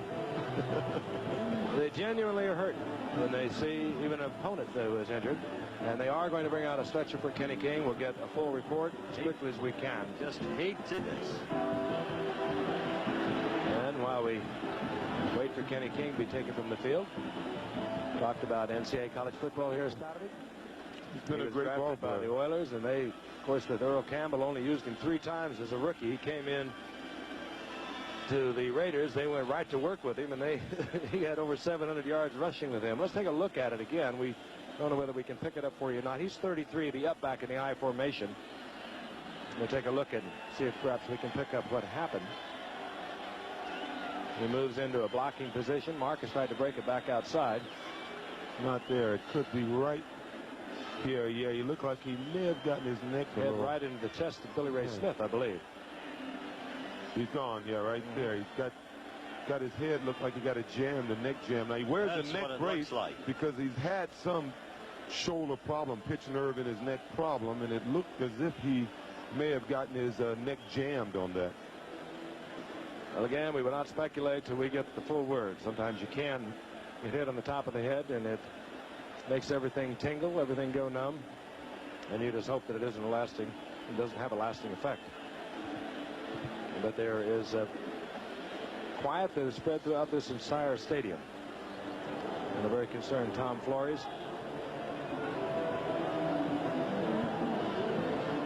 Well, San Diego tonight, and we'll be in Detroit on Monday. The Lions and the Minnesota Vikings. The orthopedic surgeon who works for the Raiders in that capacity is a truly exceptional doctor in his field. One of the very best in the country. Look at it again. Kenny King, the up back, steps in and he runs into, it wasn't Billy Ray Smith, it was Mike Green, number 58. And he catches him just head on with his helmet right on the shoulder. That obviously jammed his neck because he immediately went right to the ground.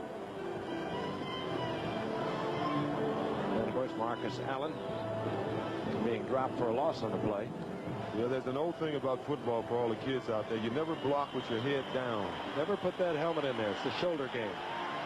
Put your hands up or you put that face mask in there, but never duck your head. And the Charger fans, many of them on their feet, applauding as Kenny King leaves the field. Again, we will get a report on his condition just as quickly as we can.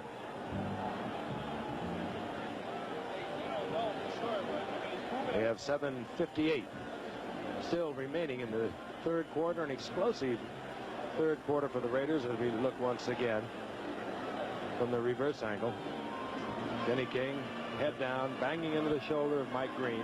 Wasn't all that severe a blow, but as O.J. mentioned, he has had a problem. He wears that padding around the helmet, the horse collar, if you will, to protect from that kind of an injury, to keep the head from snapping back. But that looked as though he just pushed his head back down from the top of his helmet. Again, 7:58 remaining in the third quarter. An explosive third quarter for the Los Angeles Raiders. They lead 35-10 in a game in which could earn them the AFC Western Division Championship. A title that has belonged to the San Diego Chargers the last 3 full seasons played in the NFL, 79, 80, and 81. Second down now and 13. Back to action. Plunkett gets out of trouble. Christensen tries to one-hand it, incomplete. It'll be third down and 13. Then I mentioned San Diego coming into tonight, and I guess out of tonight, will not be mathematically eliminated, but a whole lot of things would have to happen for them to be around, like a earthquake or something taking place in Cleveland, Buffalo, Baltimore, New England, the Jets, not to mention Denver and Seattle in their own division. They all had better records coming into tonight. And now we are told they will be mathematically eliminated with a loss tonight. They're down 13. Chargers showing their blitz. Now they drop out of it. Plunkett reads, checks off, going deep for Barnwell. Over his outstretched fingertips. Reuben Johnson, brother Reuben Henderson with good defensive position. Barnwell, third-year man out of Virginia Union. Still a little raw, but boy, he has that blazing speed that really frightens defensive backs. Yeah, I think they're really trying to groom him to move him on the other side whenever Cliff Branch slows down, which may be never the way he's going, because they have a guy playing behind Barnwell named Dookie Williams, and I think everybody in the organization, he's going to be their Fred Bilenkoff for the future. James Brooks at the 10-yard line. Great guy on the punt for the Raiders. Chargers have not been out of the hole here in the third quarter. Chargers looking for the block. They almost got it. The Ray guy gets off another pick that carries out of bounds, and it should be inside the 20. Well, now they've marked it right at the 19-yard line. Chargers first down and 10. 31-yard effort by Ray Guy. Then this is Ray Guy's wife, Beverly, who we showed you earlier. She liked it. She thought it perhaps was a little closer than it actually was. It's out of bounds at the 19-yard line. Dan Fouts remains the quarterback. And the Chargers had lost a lot of the steam and momentum they came onto the field with at the outset of this game. It's the Seavers. The Seavers tripped up. McElroy trips up Seavers, but he gets a first down at the 43-yard line. Seavers might be playing a lot of tight end for a lot of teams if it wasn't for Kellen Winslow. And the Chargers, in their offensive scheme of things, have utilized him as a double tight end, much as Washington uses their 2 tight end system as a blocker and an occasional receiver. His 27th reception of the season. First down, Chargers. They finally have Fouts out where he can breathe a little more freely. Fouts checking off receivers. All of them covered. Mike Davis this time. Good coverage on Kellen Winslow, and Davis has done a good job on Winslow tonight. I think their whole secondary, when you forget about the first quarter when they were getting beat pretty soundly, ever since then, the Raiders secondary has done an excellent job on the wide receivers of the Chargers. Don Coryell, he's had one losing season in 10 years of professional football, 5 with the Cardinals, 5 with San Diego, and 16 years at Whittier and San Diego State. He's had one losing season. He's facing another one this year. Brooks opening on the right side, and Brooks 6 yards out to the 48-yard line. That losing season for Don Coryell back in 1973 when he took over the Cardinals. And he turned that around the following year as he won a couple of division titles with the Cardinals. Was out of action in 77 and joined the Chargers as their head coach in 78. And now the Chargers going without any backs. Not a bad time to go with the full blitz. And keep in mind they're putting 5 receivers into the pattern. They still get to Fouts as he tries to get the ball to Chandler. He was covered nicely by Lester Hayes, and Fouts pays the price of putting everyone in the pattern.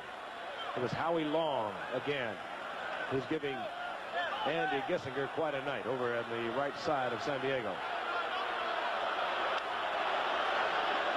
4th down, and the Chargers looking at 4th down and 4. Start to bring the punting unit on, and now Fouts is told to go back in.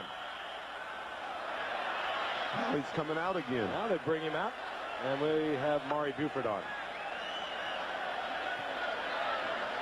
6:09 remaining in the 3rd quarter. Well, maybe they'll try a fake punt. There's Greg Pruitt. Had a couple of nice returns to get the Raiders in good field position this evening.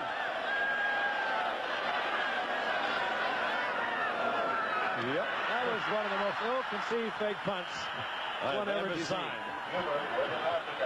Buford, it was batted away. Lester Hayes was in on the pass rush, and I think the Raiders were thinking fake punt all the way. Well, Lester made a good play. He went up there not to block it. He went up there to try to catch it, and he almost did. Watch him on the left of your screen. He plays it perfectly. Watch him. He's going up to catch it. Oh! Batted away, and the Raiders have the football. 1st down at San Diego's 49-yard line. Dokie Williams, a rookie from UCLA, wide receiver now. Split to the right for the Raiders. That's Cliff Brandt, top of your screen. Marcus Allen will work a little bit. Gets 6 yards down to the 43-yard line. We'll bring up 2nd down and 4. Billy Ray Smith defensively there for the defensive team. Lester Hayes, what a career he's had. Certainly one of the best, and they may have the best 2 corners in the game. Well, it's a man named Walls down in Dallas that will contend. 32 interceptions for Hayes. He came up not that long ago as we watched Frank Hawkins. Hawkins finds another big opening out on the left side. Lyndon King collects him over there, but not until Hawkins has a 1st down inside the 30-yard line of San Diego. Looking back, it's amazing how this game has disintegrated, how completely the Raiders have dominated with their physical superiority. Chargers came out fired up. They took a 10-point lead, and the Raiders made a couple of mistakes, turned it over on the interception. And the word we have, Kenny King. Thank heaven. A jam neck. There is no paralysis involved. They're proceeding to treat him with caution. Those are the words that we have received from the locker room. 1st and 10. Dokie Williams. A rookie 5th-round draft pick out of UCLA. They think this youngster has a lot of talent, O.J. He does. He really didn't get much of a chance at UCLA to display that talent. The rumor around L.A. is that his coach there was a little upset with him because he went out for spring track and didn't go out for spring football, and they didn't play him too much. He only caught about 15 passes, but 8 of those passes were touchdowns. He went to the Olympic trials in 1980 as a triple jumper. That 26-foot long jumper. World class. World class. Second down and 2. Hawkins. Close to the first down. Oh, I feel relieved, even though they're proceeding with caution, Frank. Spirits obviously sag from fans of San Diego as well as the Raiders. Any football fan. Yeah. That's why I said there's no such thing as an overpaid football player. Except in your case. There's another man who came in tonight thoroughly beaten up. He said he was going to play. He did play, gave it an effort. Sore ribs, there's a bruised sternum, he's fighting a pulled groin, and tonight he received a very severely bruised thigh. Chuck Muncie. Third down and 1. Allen, first down inside the 15-yard line. Marcus Allen, who set the NCAA single-season record at...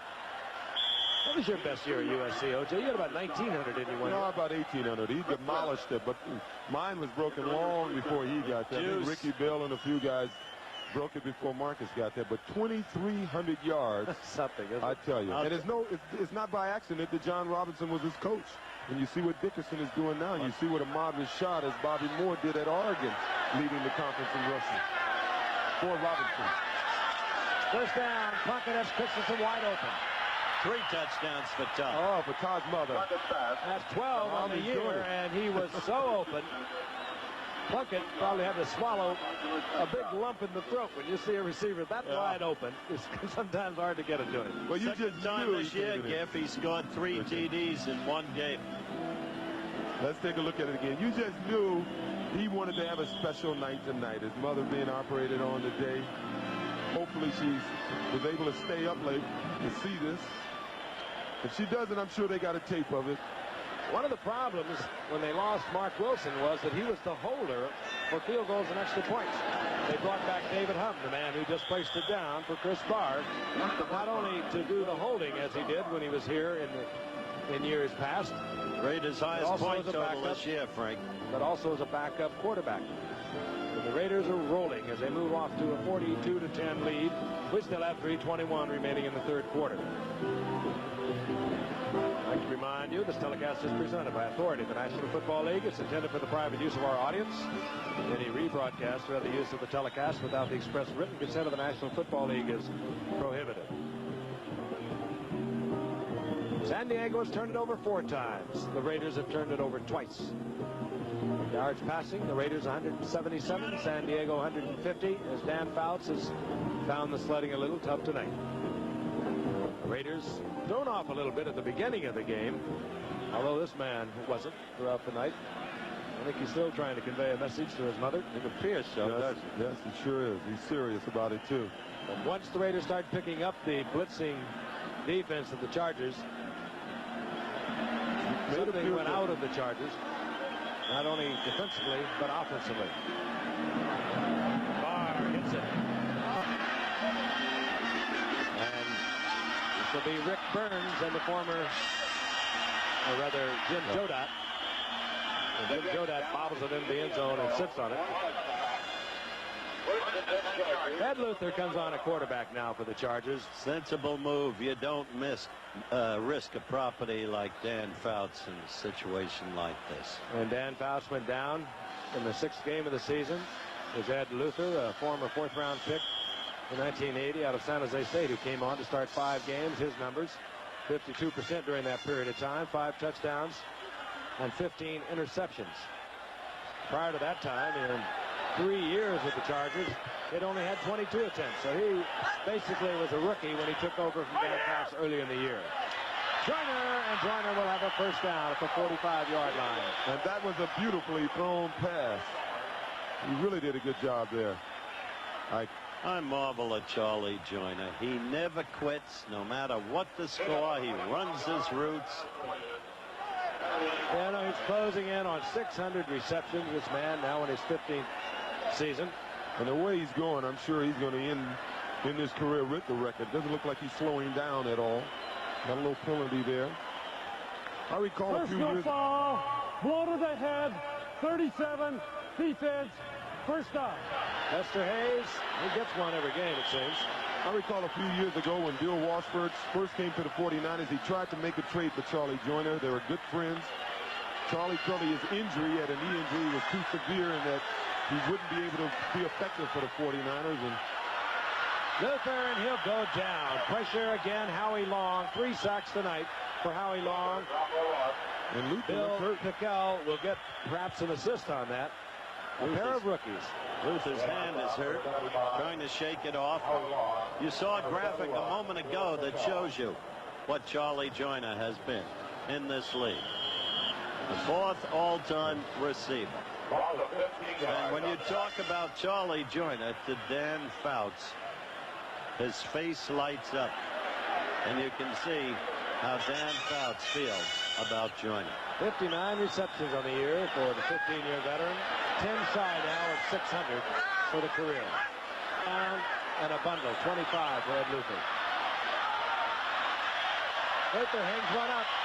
Bearcats called for, made by McElroy, but out of bounds. He'll get kidded a little bit on the films for that. He'll be doing sideline tiptoe drills for a week.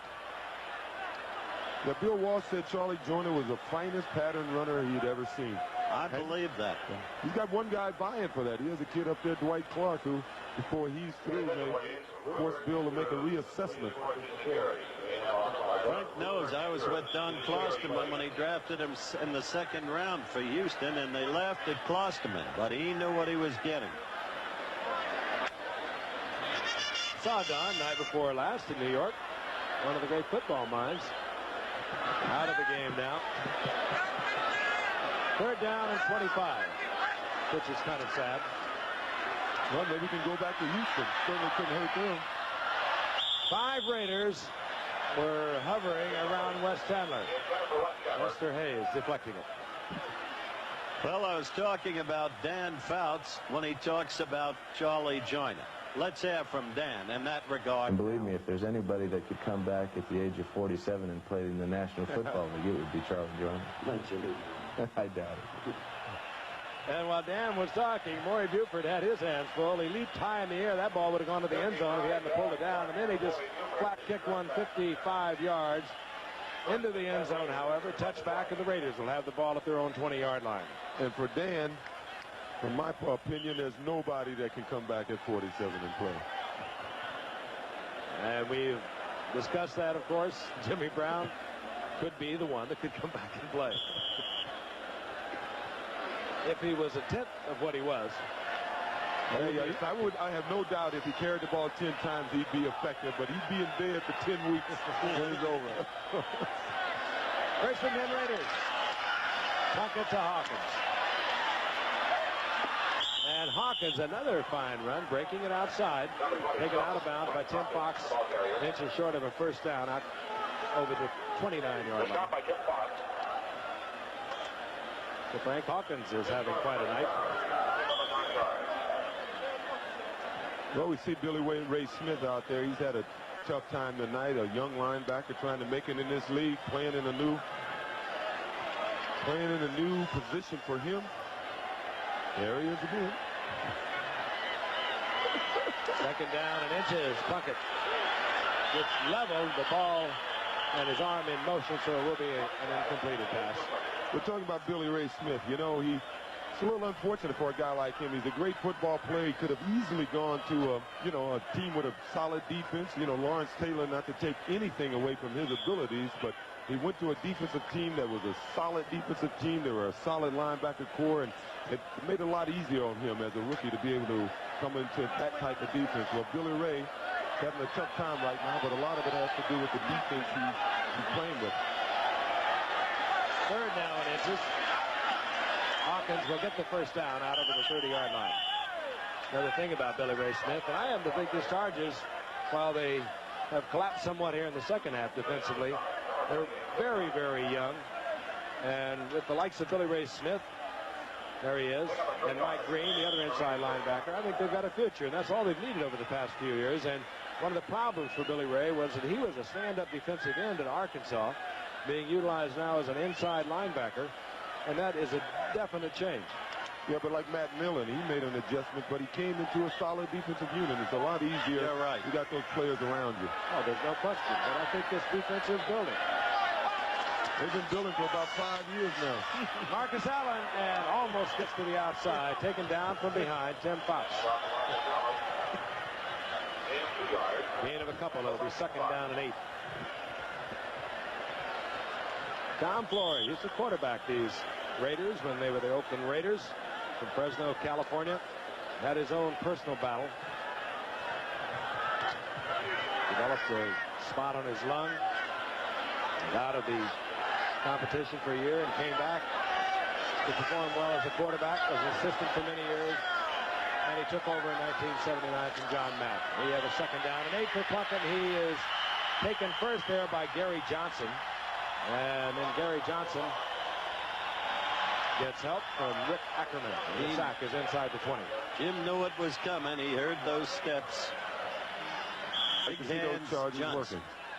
Those Chargers are still working. It's a young defensive unit, and they will get better.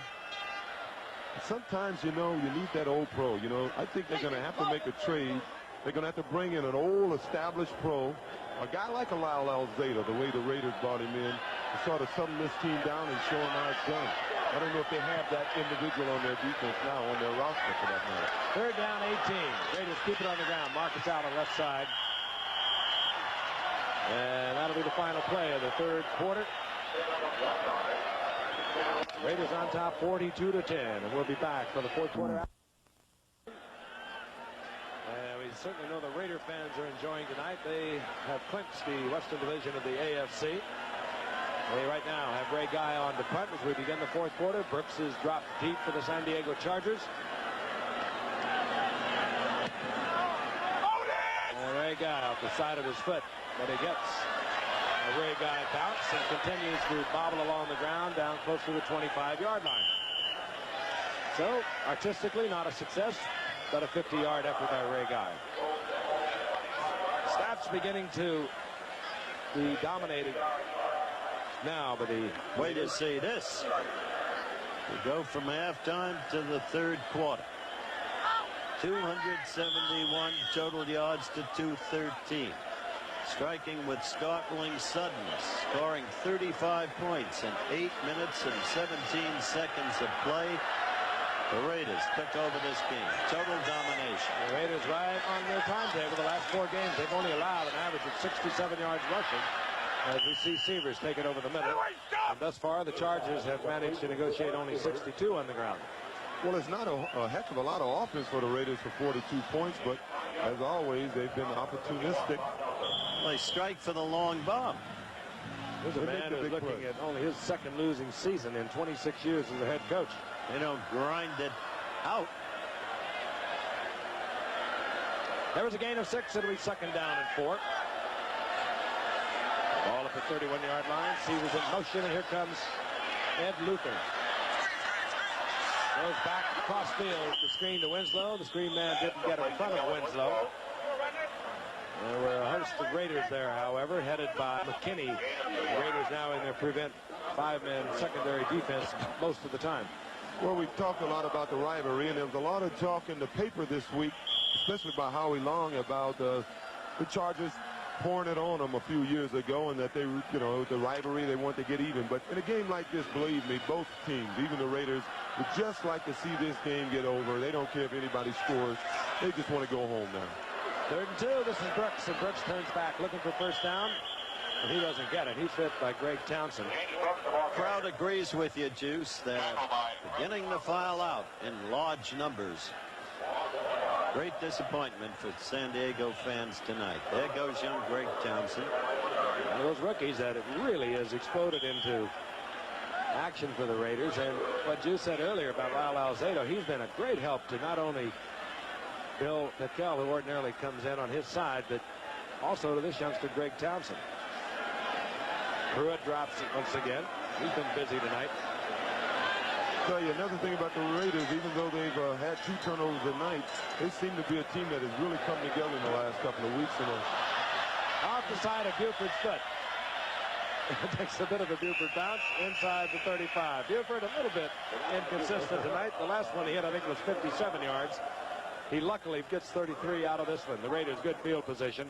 They'll have it at the 34. They got him Nebraska. 2 years from Baltimore, but he was with the Raiders 75 to 78. They really brought him back to hold the ball as much as anything else, but when Mark Wilson went down, they needed that backup quarterback and a holder. This is Rick Burns, former great back at the University of Nebraska. That's his first attempt of the season. I'd give him a little work right now. With this game well in the bank, they brought him back as a backup quarterback. As you've noted, he knows the system inside out. 79, I think he went up to Buffalo and backed up there to 80, and then he was with Baltimore 81 and 82. Out of action at all. They gave him a phone call. He wasn't even thinking about football. So when Mark Wilson went down, they found him, brought him back. He does know the system. Greg Pruitt is in there now, and Greg Pruitt, that's only his 21st attempt of the season. Earlier in the year, he was saying he'd like to get in on the offense a little more, returning kicks. I mean, I've had an opportunity to watch him play, and he's running the ball as well as he's ever run. Okay. We're going to pause 5 seconds and allow our stations to identify themselves. Eyewitness News follows the game on WABC-TV New York. Chargers exploded on top. They had 10 points, and the Raiders answered late in the first half with 2 quick touchdowns, take a 14 to 10 lead. They've exploded here in the second half, particularly the third quarter opening minutes. They lead 42 to 10. They have a first down and 10 near their own 45-yard line. Greg Pruitt once again a 3-year, 1,000-yard rusher for the Cleveland Browns in the mid-70s. Hurt his knee in 1978, never really got back as Mike Pruitt began to take the rushing load for the Cleveland Browns. The Raiders had a chance to get him a year ago. They brought him back, eased him in as a punt returner, and had himself a, what was it, a 99-yarder? Yeah. At one point. 97 yards against Washington he went. Might be a good time to talk about the snow in Buffalo. Do you miss it? I miss the fans. Second down and 7, the Raiders. Pruitt again. And Pruitt hit at the line of scrimmage, squeaks a yard out of it. It'll be 3rd down and 6 for Plunkett, who remains the quarterback. Well, you remember a few weeks ago I was telling you about objectives.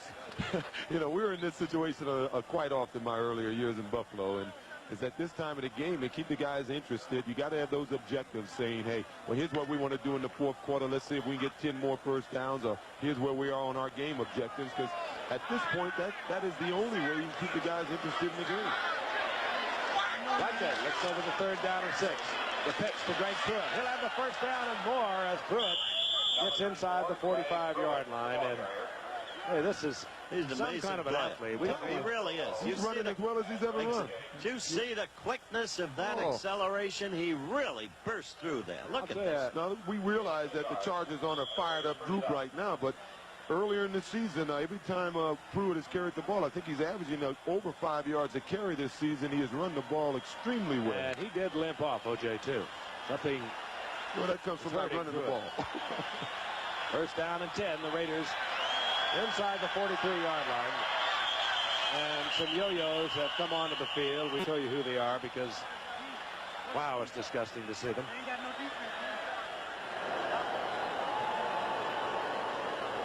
4 years in the Pro Bowl for Greg Pruitt. You saw that. I had the opportunity to play with him in a few of them. 1,000-yard seasons for Cleveland, 75, 76, and 77.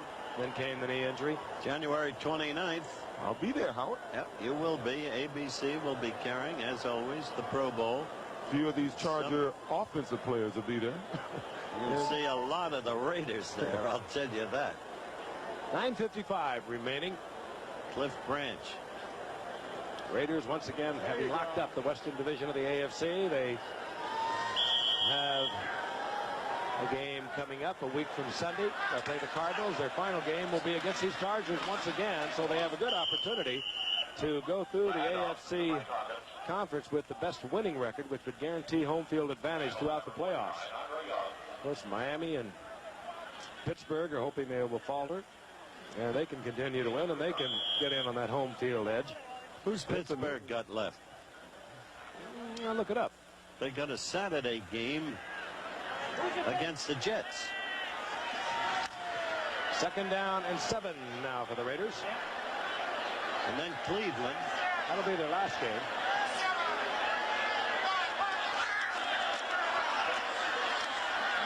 Rick Burns. Great Nebraska star. You know, this Raiders is an unusual team when you consider that they could win 13 games this year. And, you know, everyone put a lot of heat into this giveaway, takeaway. And it is a valid point. You know, most of the winning teams are the fumbles and receptions they get opposed to the ones they give away. And the Raiders are the only first-place team in football with a minus giveaway, takeaway. They're minus 11. For instance, the Washington Redskins, they're plus 35. Dallas is plus 14. Miami is plus 16. Burns again. Burns, of course, put in a couple of years with John McKay down in Tampa Bay. The Raiders picked him up as a free agent last year. He has not seen that much action. Okay. 4th down and 4. And we understand now that they have tried Kenny King's wife to inform her that he appears to be okay. The medical staff of the Raiders have contacted us. He appears to be fine. He is moving his arms, his legs, and they would like to get in touch with her to let her know that he's okay. So if she is listening, you can relax, dear. Kenny's okay, and what a relief. We shared your concern. Here's Ray Guy on now with the punting unit. And, of course, Raiders letting the time run down past the 30 seconds. Get a 5-yard penalty out of that one, and this time San Diego will take it. Raiders couldn't care less. David Helm, who hasn't played all that much in recent years. It's a good time to use him, Giff. He didn't play all that much when he was with the Raiders. 6 years, 130 attempts, 59 completions. Ray Guy. Chargers back him up 5. That just gives him a little better angle, I think, to kick with.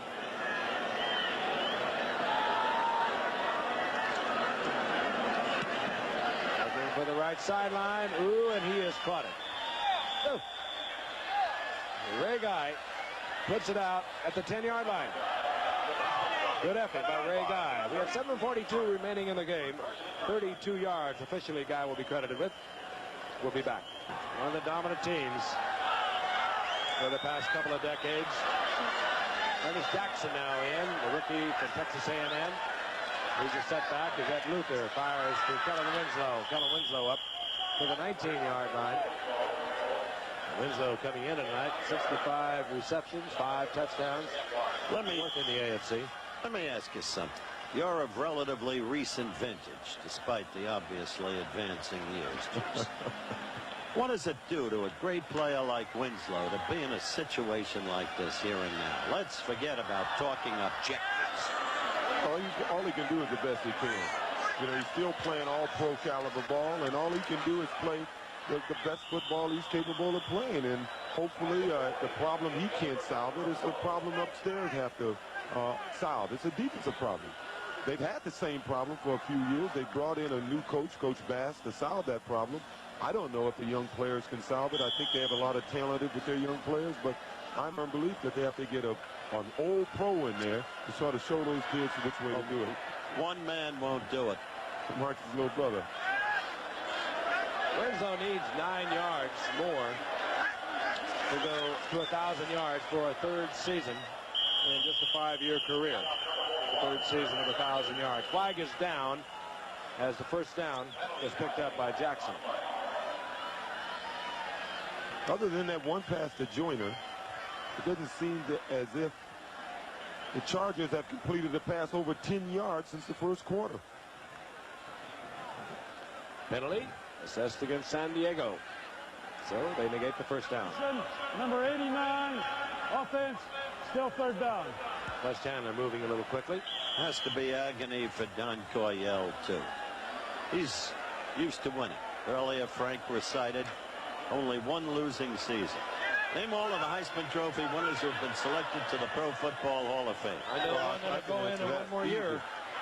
I've been accusing Roger Staubach over the last 2 years that he retired when he did so that I wouldn't be the first. I know the answer. The first will be Roger Staubach, and yours truly, I hope, will be. What? Did he have one more year, Juice? One more year, so does Roger. He certainly deserves to be there, too. That was Charlie Joyner getting the first down. Nice. Well, that's interesting. Now, Meredith had a crack about that 14 years ago in Houston in an then Oakland game. Wes Chandler. That boy can run. Chandler got a tremendous block. And Charlie it was Joyner. Charlie Joyner coming back and really hammering Ted Watts that gave Wes Chandler an additional 20 yards. Now that is a professional's professional, Charlie Joyner. Let's keep an eye now. That's Joyner on the top. That's Chandler on the bottom. See, Chandler's running a cross pattern. Everybody's running deep. They open it up for him. Raiders playing a zone, but this is what he does probably as well, if not better than any other receiver in the league. Run with the ball after he catches it. And you saw a flash of That's Joyner. Fouts' point. He came back and knocked off Ted Watts. First down, Chargers near midfield. He was in motion. Jackson, the setback. Flag is down. Should be a holding call, and Joyner is upended as he goes high in the air. It may have been an illegal block. I didn't see any backs in the Charger backfield, but somebody really low bridged Paquel. See now, Juice, Joyner is doing exactly what you said Winslow had to do, and Kellen does it too. You just keep playing the best you can, no change, ignore the score, just be the professional. Here's a call from Dick Jorgensen. Unsportsmanlike conduct. Chop block. Yep. 75. Offense. Still first down. Gissinger having his tough night tonight. Howie Long. Then every now and then they bring in Greg Townsend. You did say Gissinger, not Kissinger. Gissinger. 6:08 remaining. Down remains the same. First down at 25. Luther looks for a little bit of it. In and out of the hands of Chandler. That won't happen often. Yeah, I think he was thinking about running before he caught it. At this point, we could use a little negotiation by Henry. Ed Luther thrown into the breach when Dan Fouts suffered multiple injuries. Finally climaxed by one up in New England when he was sacked, and they had feared that it was a torn rotator cuff tendon, which it turned out not to be, only strained. But Luther was in there for 5 games as we look at Lyle Alzado out of action tonight with a sore ankle. If it was a playoff game, I bet he'd have played. Yep, I agree with you. He's about 80%. Jackson, and he is spilled as he gets out over the 40-yard line. It's one of the reasons you didn't see much of Ted Hendricks tonight. He started to keep the streak going. Probably would have played and continued to play if they needed him, but obviously they didn't need his services tonight. So, like Al Davis's plan was, they got enough depth that they can take care of some of the guys who are bumped, beat up a little bit, and get them ready for the playoffs. A lot of new folks in there for both teams. We have Darrell Byrd. He's another rookie for the Raiders. Comes in at linebacker, replacing Bob Nelson. The mad Hendricks getting himself a breather. Hello, big guy. Remarkable. 212 consecutive games, dating all the way back to '69. He's never missed one. Third and long for Luther. He needs to pick up 15 for a first, and he'll get about half of it. To the 47-yard line, where it'll be fourth down. Squirick was there to make sure for the Raiders. So at this point in the season, we apparently have 4 outstanding teams, judging by what's happened thus far.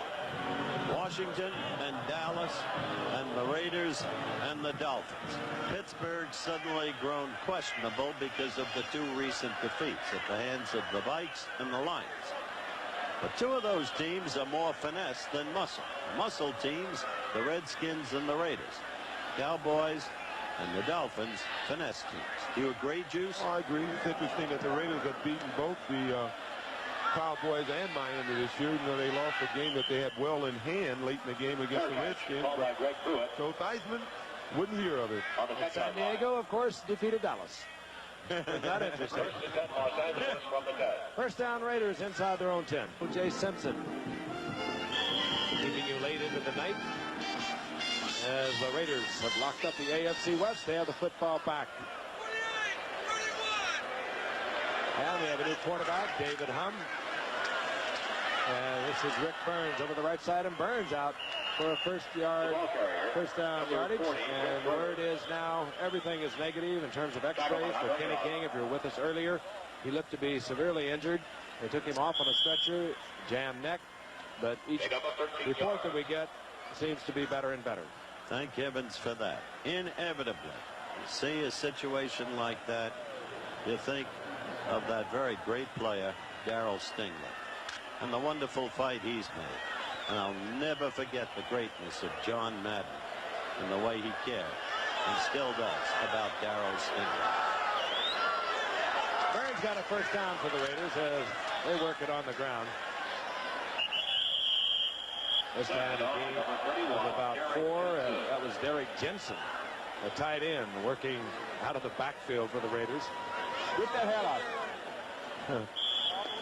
The Raiders do move folks around.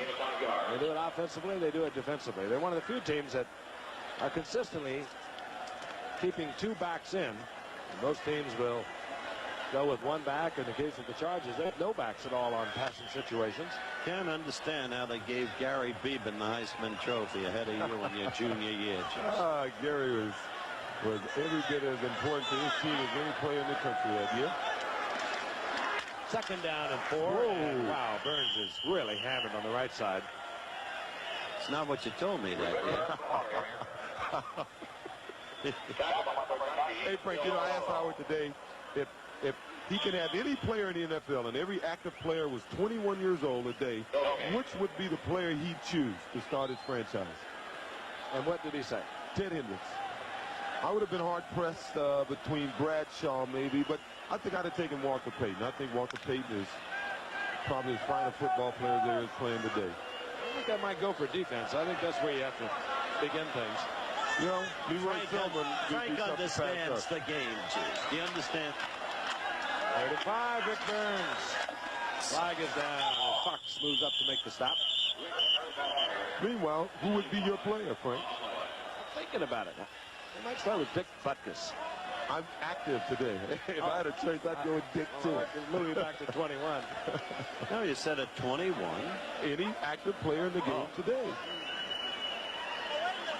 I think with Peyton, you don't need great receivers. You don't need a great offensive What I line. saw Monday night, it might be Marino. Oh, he put on a show. Certainly did. Holding, number 64, offense, decline. 4th down. You know what Shuley Jordan is in the lineup for the Raiders. You know what Shula told me after the game up with Joe Robbie? We were together until a wee small hours talking about it. He said that he honestly believes he had always thought Joe Namath had the quickest release he had ever seen.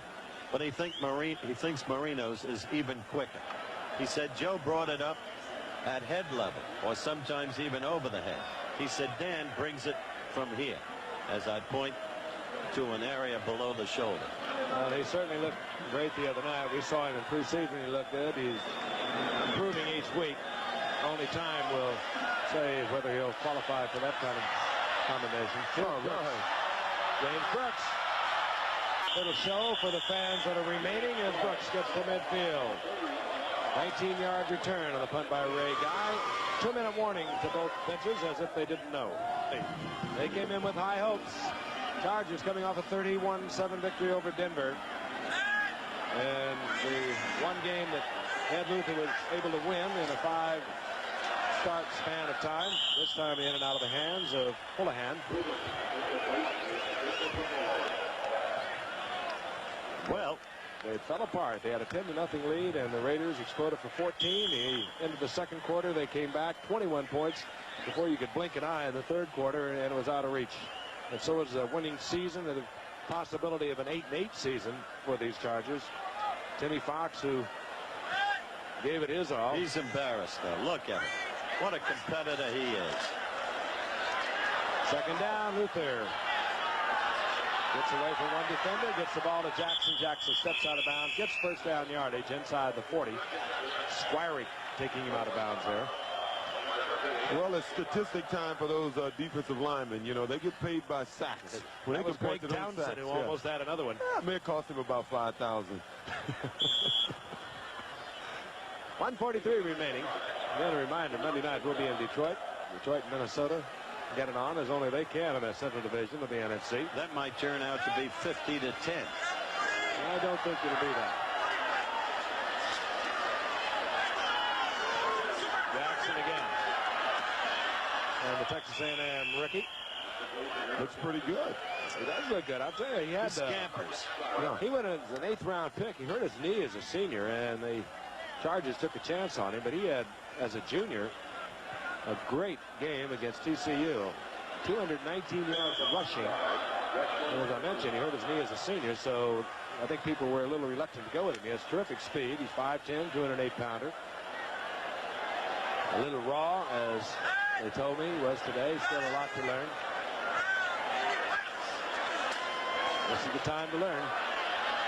Luther. And Luther fires the ball. It's complete. Bobby Duckworth has the first down near the 12-yard line. Chargers trying to make it look a little better in tomorrow's sense.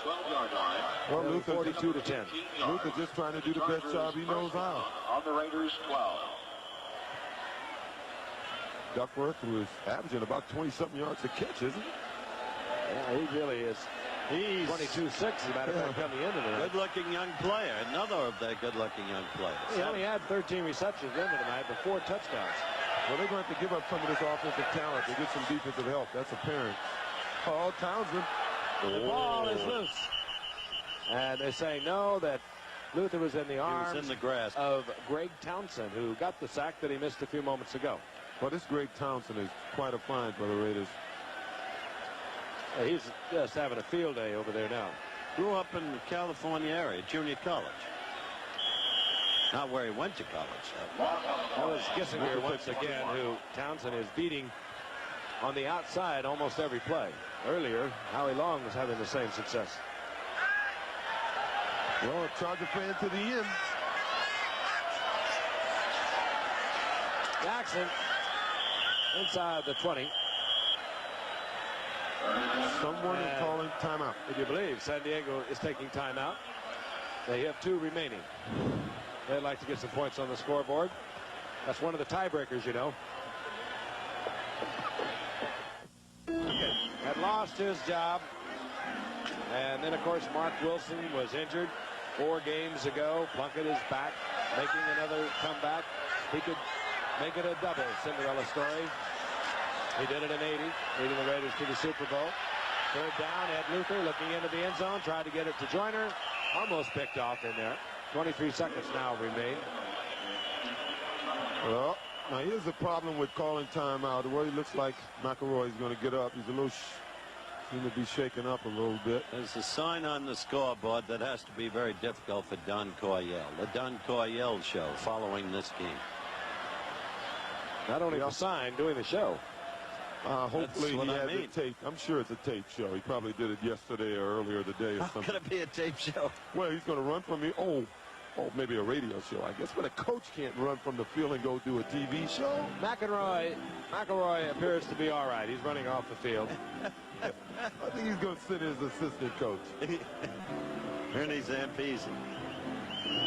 Christensen 1-9, 3 touchdown catches, breaking a Raider record for receptions. That fellow right there, Tom Flores. Everybody talks about Davis and how he puts the team. That is one of the most underrated men in football, right there. I think if there's anyone more underrated than him, it's Chuck Noll. I don't think Chuck's underrated. He's never won Coach of the Year. He has 4 Super Bowl championships. That's ridiculous. Shot into the end zone, incomplete, and the Raiders will have the ball back, and they have the game now. And it will become official shortly. They've had it for midway in the 3rd quarter. But their job will be to go on and win. They play the Cardinals a week from Sunday. They play them at home. And they'll have the Chargers once again at home December the 18th. Last year they were 8-1 with the Raiders, and they lost to the Jets in the playoff. 81 injuries, a lot of personal problems on the team. And it was A 7-9 season for them.